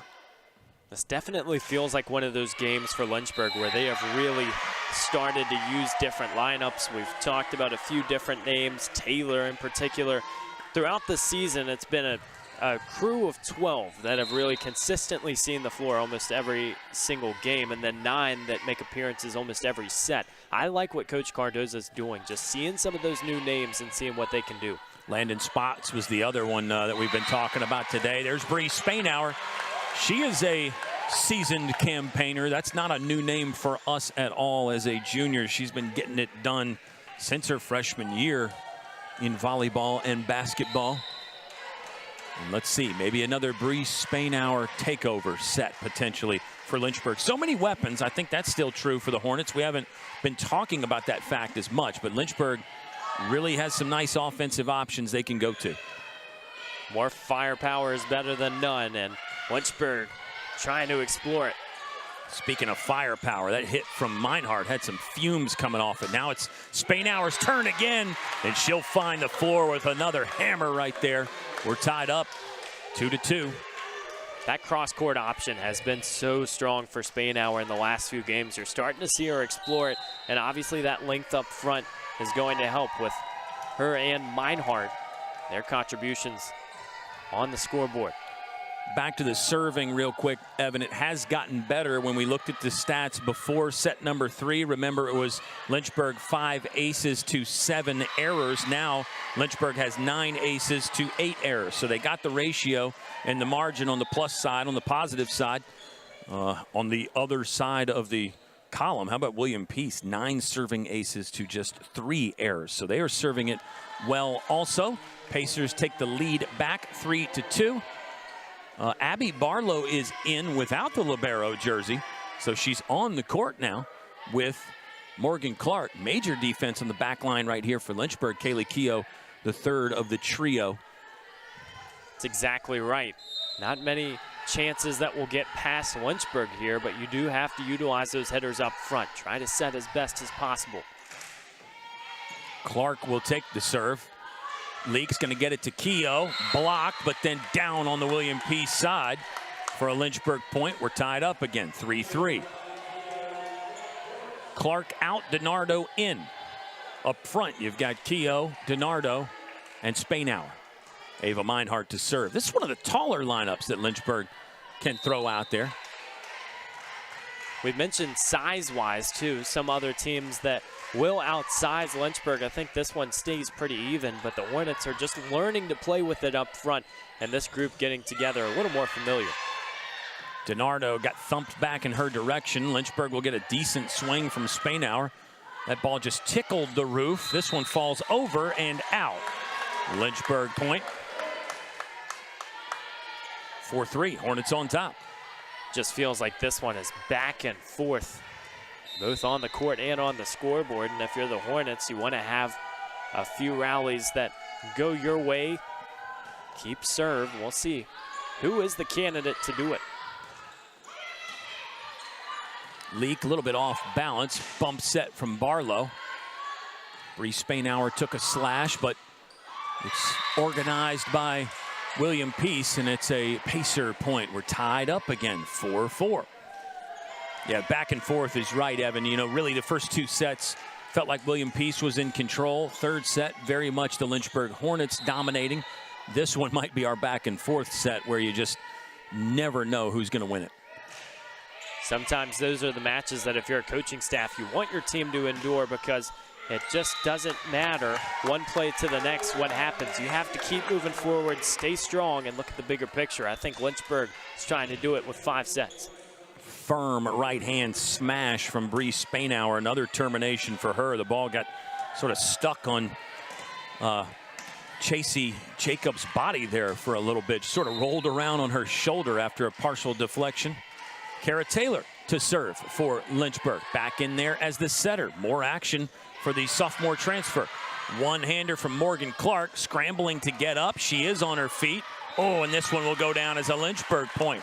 There's a scramble play where Lynchburg seemed to get the better of things. Just these minor adjustments have made such a major impact, and you see Lynchburg now, they've gone with all these different lineups, and I think it's just the fact that they are taking control and building confidence, allowing that front line to play to their best of their ability. Taylor soft in the middle is Spainauer. This is still alive. Sorry, that was DiNardo. Let's see if they go back to DiNardo. And oh, instead it's Kaylee Keough. Flight 17 cleared for takeoff once more. Lynchburg starting to take command in set 4. 7-4, the Hornet advantage. They are down 2 sets to 1. It just felt like on those last few rallies, William Peace came out a little flat-footed, and Keough took advantage because, again, her hitting ability with the strength that she brings and the velocity is going to outpower a lot of opponents. Solo block from DiNardo did not work out. She'll get a word of instruction from Kevin Cardoza. 7-5, Lynchburg on top. Remember, it's first to 3 sets wins the match. You play to 25 except for set 5. That's a race to 15. Got to win by 2 everywhere. Leah DiNardo making up for the missed block on the last one with a smash down the middle to get Lynchburg their 8th point of set 4. Kyle, the stats don't always tell the full story. I think they're a pretty good indication of these last few sets. Let's dive into the hitting percentage for Lynchburg. Second set, under 100. It was 0-33. You go into the third, 471, excuse me. And then fifth set, 615. So I think that climb, yes, you look and you're thinking, okay, this has been a very big offensive adjustment, but the Hornets are just allowing this offense to collaborate. And I think even having those 2 liberos out there we saw momentarily, it's an emphasis on passing, finding the right person. No, and that's a great point by you. The better passing is going to lead to the higher kill percentage.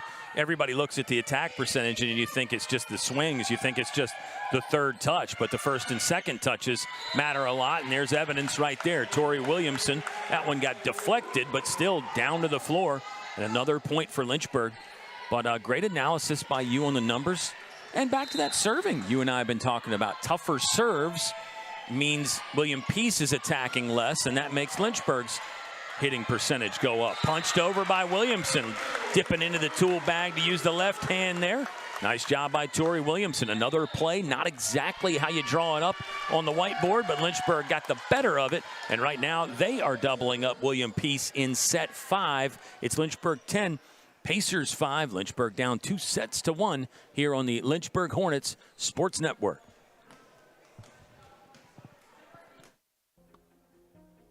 I was looking for a school that could provide me with the athletics, academics to pursue my career, a wind symphony to pursue my passion for music, and really have a nice general atmosphere. The professors here are really unique. Their background and their passion for teaching. It's really a place where you can explore. Lynchburg gives you the opportunity to fail, but also get back up in that period of time and learn from your mistakes. I can make these mistakes within the school environment, but also with the support of other friends, and be ready for the real world when you graduate.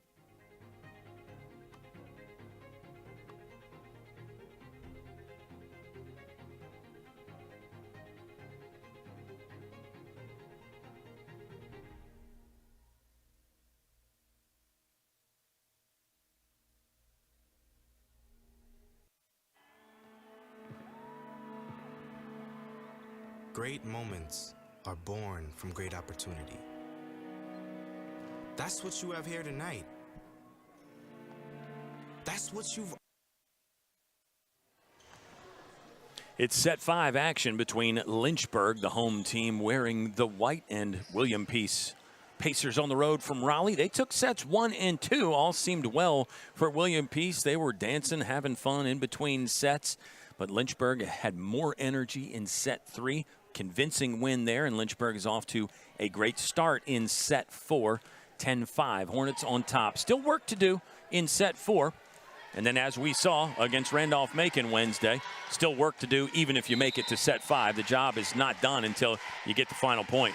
Well, you climb a ladder and you're just going up to the next building, and you got to keep on climbing. And Lynchburg has found their way to get to the top. It's just answering the final question. Landon Spots back in up front. Solo stuff from DiNardo. Now she'll team up with Spots. Kara Taylor on the floor. Great effort to try to dive into that one, but it does fall for a William Peace point. And a reminder, it is game 1 of 5 in the Hill City Classic. It's William Peace and LaGrange in game 2. And then it will be Lynchburg returning to the floor to take on LaGrange in game 3 tonight. Set for 7 p.m. tentatively, and then 2 tomorrow for Lynchburg. That one into the net from Tori Williamson, and it's all of a sudden a mini rally starting to build for the Pacers. These mini rallies that you're talking about might be the ones that Lynchburg has to overcome the most, and it's been such a tough job when you look at serving and the Pacers just trying to hold composure. The Hornets are trying to do the same, and we've seen wrinkles of it in that third set. Morgan Clark dove after that one, but that hit the floor. And now all of a sudden the run is continuing for William Peace. Maybe I shouldn't say all of a sudden, because we know the Pacers are talented. We saw that in sets 1 and 2. It shouldn't be a huge shock that they're on a 3-0 run right here. Lynchburg led 10-5, and then the Pacers with a well-placed timeout. Big right arm from Tori Williamson, but that's off the mark. Coach Kevin Cardozo was asking for a touch, but the officials think it went to the floor cleanly. Nobody from the Pacers had a fingertip on it. William Peace with a chance to tie. On this serve, they won't do it, as that one was wayward wide left. Lynchburg back on top by 2. Here comes Ava Meinhardt. How about the work out of the huddle, though? And that goes back to Coach Hannah Marshall in her 3rd season, what she's been able to do. You see the numbers and accolades, and it's so difficult early in a career because you haven't had as many moments to prove yourself. I think just William Peace, what we're seeing today, the way they're playing together, the energy, the hustle, you can tell it goes back to that coaching staff. I agree. Sometimes, coaches don't like to take the credit. Sometimes maybe the broadcaster doesn't want to give the coach credit, but I think you're right. You can't hide talent, and that goes for coaches as well. Ava Meinhardt, absolute blistering shot to the floor. Gives Lynchburg a 2-point advantage again. Peace has gotten within 1 a couple times, but Lynchburg with some timely points to cash in and keep the advantage in their favor. Jana Leak is back in to set and serve for Lynchburg. You've got Spainauer, Meinhardt, and Williamson up front. There's a serving ace from Jana Leak. Very nice. That one just firing off her right hand. She seems to be serving with full confidence right now. Starting to build that portfolio, and what has happened when you looked earlier in the game, we saw a few service errors from Leak. Obviously, a lot of other players getting in on that, but she has really started to correct it, and it's paying off for Lynchburg, but not out of the water yet. That was some chin music that went by Morgan Clark. She gave an effort, but really couldn't do much with it. Hot shot right there. Back to Jana Leak for a second. 5'6" junior from Williamsburg, career high 8 aces last season, Evan. So we know that she is capable from the service line of being a game-changing kind of player. Obviously a great setter as well. Peace within 2, 13-11. Here's Leak to Bree Spainauer. We'll take another one there. Lynchburg 14, William Peace 11, Bree Spainauer. I love it when she gets lined up. She just seems to have such a high ceiling. You just wonder where the limit is for Bree Spainauer because she's not there yet. She's still getting better, even though she's been doing this for 3 years. Literally and figuratively, too. It feels like she gets on a magic carpet sometimes when she's on that front line getting up, and that's what you want from your outside hitters, but it's not always guaranteed the style of play, and we have seen Lynchburg just really explore those options and just quick hitting. Tori Williamson, somebody else who came into the system, and you're just seeing the confidence every single time she takes a swing. Yeah, Bree Spainauer, 16 kills against Randolph-Macon the other night. 14-11, Lynchburg by 3. In this one so far today, as we get a little bit of a delay there. Bree Spainauer, 11 kills. Tori Williamson, 11 kills. Kaylee Keogh, 11 kills for Lynchburg. So 3 players tied for the team lead. Back to that equitable distribution of the sets.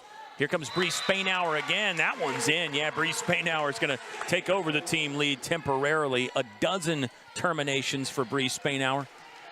Big time stuff right there as Leah DiNardo checks back in. Morgan Clark out. Ava Meinhardt to serve. Well, even in the last 2 games, those 3 primary outside hitters each were in double figures. They do it for a third now, and it just shows Coach Cardoza, if you leave them in, their production is going to be equal, and those setters are really setting everybody up. Yeah, the setters got to love that. You've got so many choices, so many options. Deep, lofted high ball set. Look at Lynchburg scrambling around here. Leak will two-hand it over. Lynchburg's got to get back and play some defense. They do. Oh, but then they can't shovel it up near the net. That was Meinhardt that kind of got pressed backwards. Ball shot in the direction of Leah DiNardo, but there was no way the reactions were going to be quick enough to help that one along.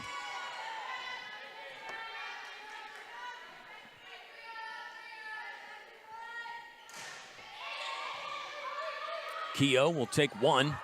Over to Bree Spainauer. Let's give Bree Spainauer another kill. Yeah, I think she really is getting lined up, finding some seams, loves to go cross court there and makes it work.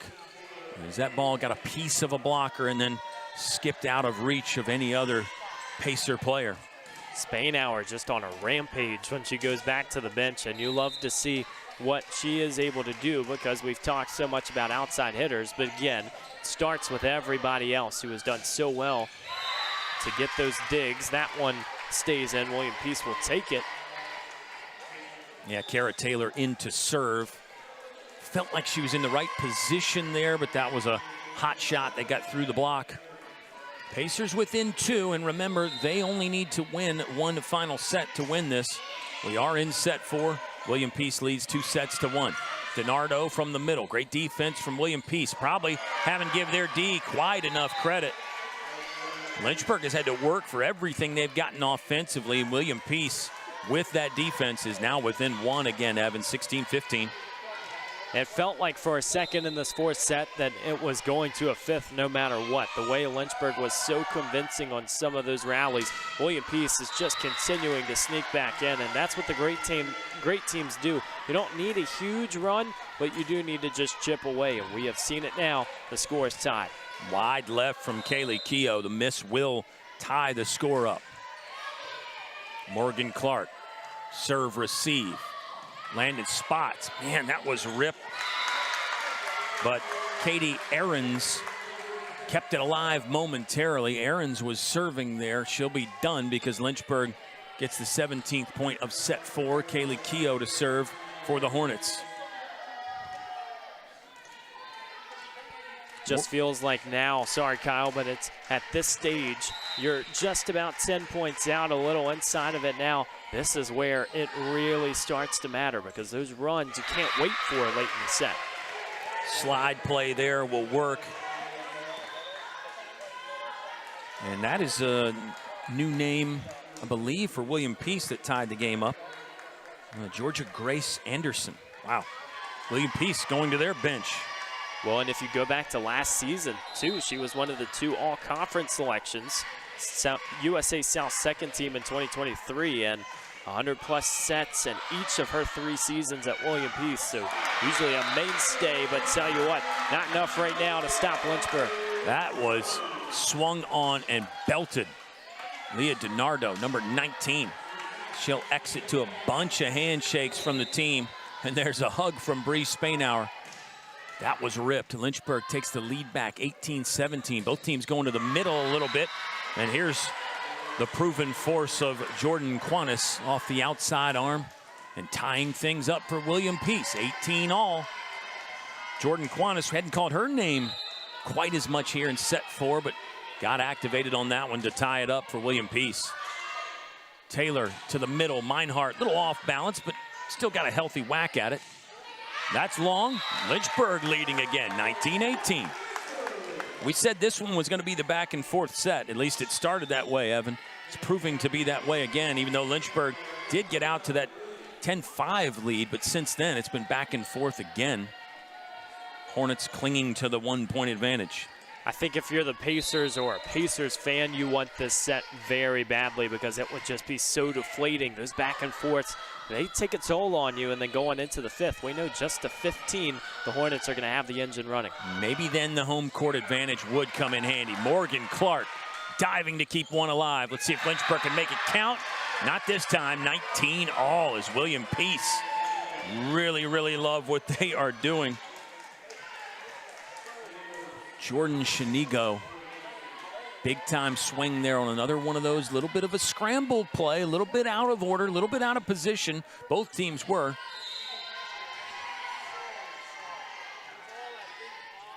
Megan Brilski, the setter, serving. She really has been everywhere. How about Williamson? She'll take 1 and 3. And it was tough just to receive the serve. That one tipped out of play. Should be a Lynchburg point. It is. Hornets back on top, 20-19. Talk about Williamson. She's everywhere. She's on the court, getting back up, trying to block, and that's what you want from the Hornets. And now, just 5 points away, substitution will bring Abby Barlow back in. And we mentioned this earlier, now with Clark and Barlow both on the court, you likely want her for her serve at this point. And Lynchburg maybe a chance to make that run now, set themselves up nicely. 3 really good defenders in the back right now for Lynchburg, Clark, Barlow, and Leak. And the block up front is strong too, but speaking of strong, that just whistles by a bunch of ears as William Peace refusing to go away, refusing to give an inch right now. We are tied up 20-20. William Peace leads 2-1. That one will take your breath out a little bit if you're Lynchburg's coaching staff because you made that adjustment. You're hoping to just go on the run, and now the Pacers maybe back in the driver's seat. Big rally here. Middle shot from Ava Meinhardt. Great job on the up-tempo attack right there. Perfect placement by Jana Leak. Hornets on top by 1 again. The back and forth set continues. See if Lynchburg can get 2 or 3 in a row here, get some breathing room in the late stages of set 4. And then take it to a decisive winner-take-all set 5. Ava Meinhardt serving. She's been good from back there. Another good one. It's another ace. And there is 2 in a row for Lynchburg. That might be the breathing room that they need. William Peace is still not out of the rearview mirror yet. Pacers need a timeout. We'll step aside for one as well. Lynchburg 22, William Peace 20 in set 4 from inside Turner Gymnasium on LHSN. Earned here tonight. This is your time. Now go out there and take it.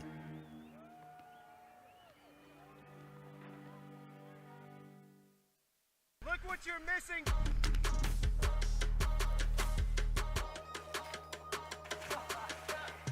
It really don't matter to me. I'm just happy to be here. I might go crazy.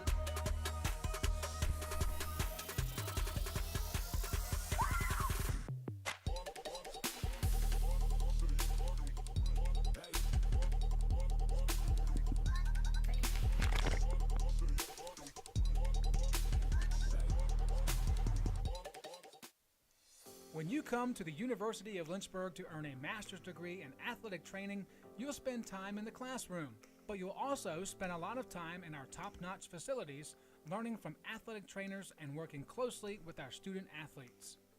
In the Graduate Cadaver Lab, you'll learn about the Lynchburg, great production from the sophomore Ava Meinhardt. It's 5 aces, 5 service aces. That is a career high. She's got 7 kills as well. Don't leave her out of the well-rounded attack discussion, Evan. This has been a delight to watch for Lynchburg. They can get so many people involved. Does it result in a win, though? DiNardo on lucky number 7 in the kill column 2. You love what you're seeing if you're Lynchburg's coaching staff. Some new names in the lineup, and now just 3 points away from extending that opportunity into the 5th. Yeah, Landon Spots has got 4 as well. Oh, man, fantastic placement on the two-hand touch from Brilski. We said the setter would be everywhere. If she can see an opening out of the corner of her eye, she'll go to it, and she did. Very effective right there. You can talk about athleticism or talent or just the execution all day long. That was just a great IQ play, making it and not trying to do too much, too. We know William Peace now gets the serve back and a chance to equalize. 22-21. We are in set 4. Barlow, trouble with that. Clark is there to save it. Free ball. Let's see who William Peace goes to. It's the middle, up tempo, and they make it work. We are tied, 22-all. We've seen this story before, and this is just another test of character for Lynchburg. You remember that Randolph Macon first set. It gets back equal, and it's late. You really got to start making your move. We'll keep it right here. Crunch time in the Hill City. This is a lot of fun. This is set 4 and the first of 5 matches over the course of the next 24 hours or so. LaGrange waiting patiently. There's some psychology there. You've probably done some scouting coming into it, especially with the video resources that are available. But the LaGrange volleyball team gets to watch both of their future opponents in action, so maybe you learn a little bit more. And a lot of coaches and players will tell you when it comes to the scouting, Evan, it's nice to see people in person. You see the speed a little bit more and how well people jump, and sometimes you don't quite see that on the film. It's been interesting talking to Coach Kevin Cardoza, who is seated to the right there in your shot. His scouting, you know, is so fascinating, the things that he looks for, and that's one of the great things about our game. The more you learn, the deeper and the more complex it gets. And talked about blocking angles and trying to find out where you can go and who to try to serve at, picking players out. Really is a lot of fun talking to him about the game of volleyball, and he just thinks about it on such a high level. Well, and the great coaches find ways to have a game plan and then a plan B, C, and D, and it just changes those variations. We know Coach Cardoza does a lot of that, and this entire staff just learning about the squad as this season unfolds. Electric serve right there that will get a point out of the timeout for William Peace. They are loving it on their side. That was right on time for Vivian Camplin. Pressure situation, and she uncorked probably her best serve of the afternoon, you'd have to say. Pacers have the lead now. Lynchburg's got to be really sharp here. William Peace within 2 again, 23-22.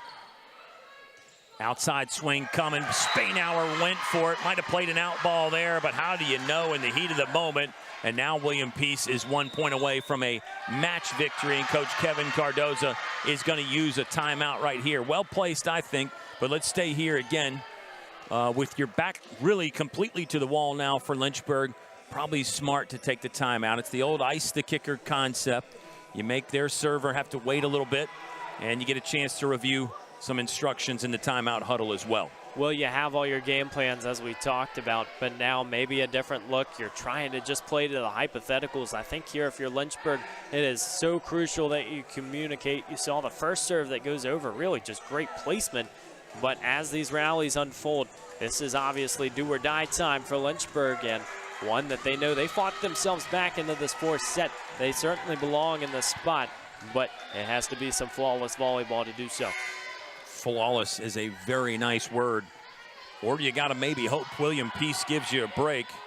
But that's not exactly a game plan, just wishing the other team will have a breakdown. I think you're right. Flawless is the way to go if you can for Lynchburg. Another good serve, picks out Barlow to Leak. Spainauer cross court. That'll get it done for Lynchburg. That extends the set and the match. And the Hornets will be serving with the set and match on the line. It'll be Bree Spainauer to serve. She has not served yet today, Evan, but when you use up a lot of your subs, sometimes you have to keep a player in to serve. Is it wide? It is wide. That is how the match will end. William Peace gets a 4-set victory, 25-23 in set 4. Wow, that game had a lot. It had twists and turns. It had a great fight back from Lynchburg, but in the end, the William Peace Pacers just too much. Hornets fall to 4-5 on the young season. William Peace now up to 5-4 on the 2024 campaign. It has been so difficult for this Lynchburg squad these last couple of games that have gone final with a loss. It feels like you're just missing that exclamation mark at the end of the game, and obviously all of that energy just pin up, unable to do it in the fourth. But we will tell you this, Lynchburg will be back in action at 7 o'clock. William Peace will be back in action sooner than that in the next game of this tournament, but I think it's just about learning game after game. You're getting something new from this Hornet squad. They have to take the positives and keep rolling with it because, listen, it's a 4-game losing streak. It's longer than anything they had last season. This is where Coach Cardoza can really make an impact. You're right. The master coaches are going to think about the message here going into the locker room. How do you talk to the team? What do you say? Because you're thinking long term, you're thinking marathon, and then you're also thinking about later on tonight. You got to bounce back quick. So I don't know that it's one of those peel the paint off the walls, yell and scream speech. You got to find some positives. Lynchburg knows they have some things to work on. Those have already been identified, I'm sure, Evan. But it will be an interesting post-game speech. And then obviously fascinating to see how Lynchburg bounces back. It is interesting because they get to watch their opponent now. LaGrange take on William Peace. It'll be, I believe, Ethan Maratsky and myself handling the broadcast duties for Game 2. So, Evan, we'll let you go. You got a full day tomorrow of broadcasting, and it is fall sports in full swing, as we've been saying. So much great stuff going on campus here. That's right. Lynchburg women's soccer tomorrow, 2 o'clock versus Marymount. That's outside on Schellenberger Field. Of course, a lot of great action here in Cerner Gymnasium, and you can stick around all afternoon into the evening as Lynchburg has one more game on the schedule. And obviously the numbers aren't necessarily where you want them. It's still very early. Lynchburg just under 500 now, but again, there's got to be a lot of trust in this coaching staff, and you know there's a lot of volleyball left to be played. I expect some big things going forward, and we'll get to see that later on tonight. Planned start time, fans, is 7 p.m. for LaGrange and Lynchburg. Already past 5, and they're going to give LaGrange a chance to warm up a little bit. So I'm not sure that we'll be back on at 7 p.m. tonight, but stay tuned. We'll have the link up there in the stream and everything, so we hope you'll join us. We'll say so long for a couple hours, though, anyway, as Lynchburg falls to William Peace in 4 sets. And we'll do it again here in just a little bit on the Lynchburg Hornets Sports Network.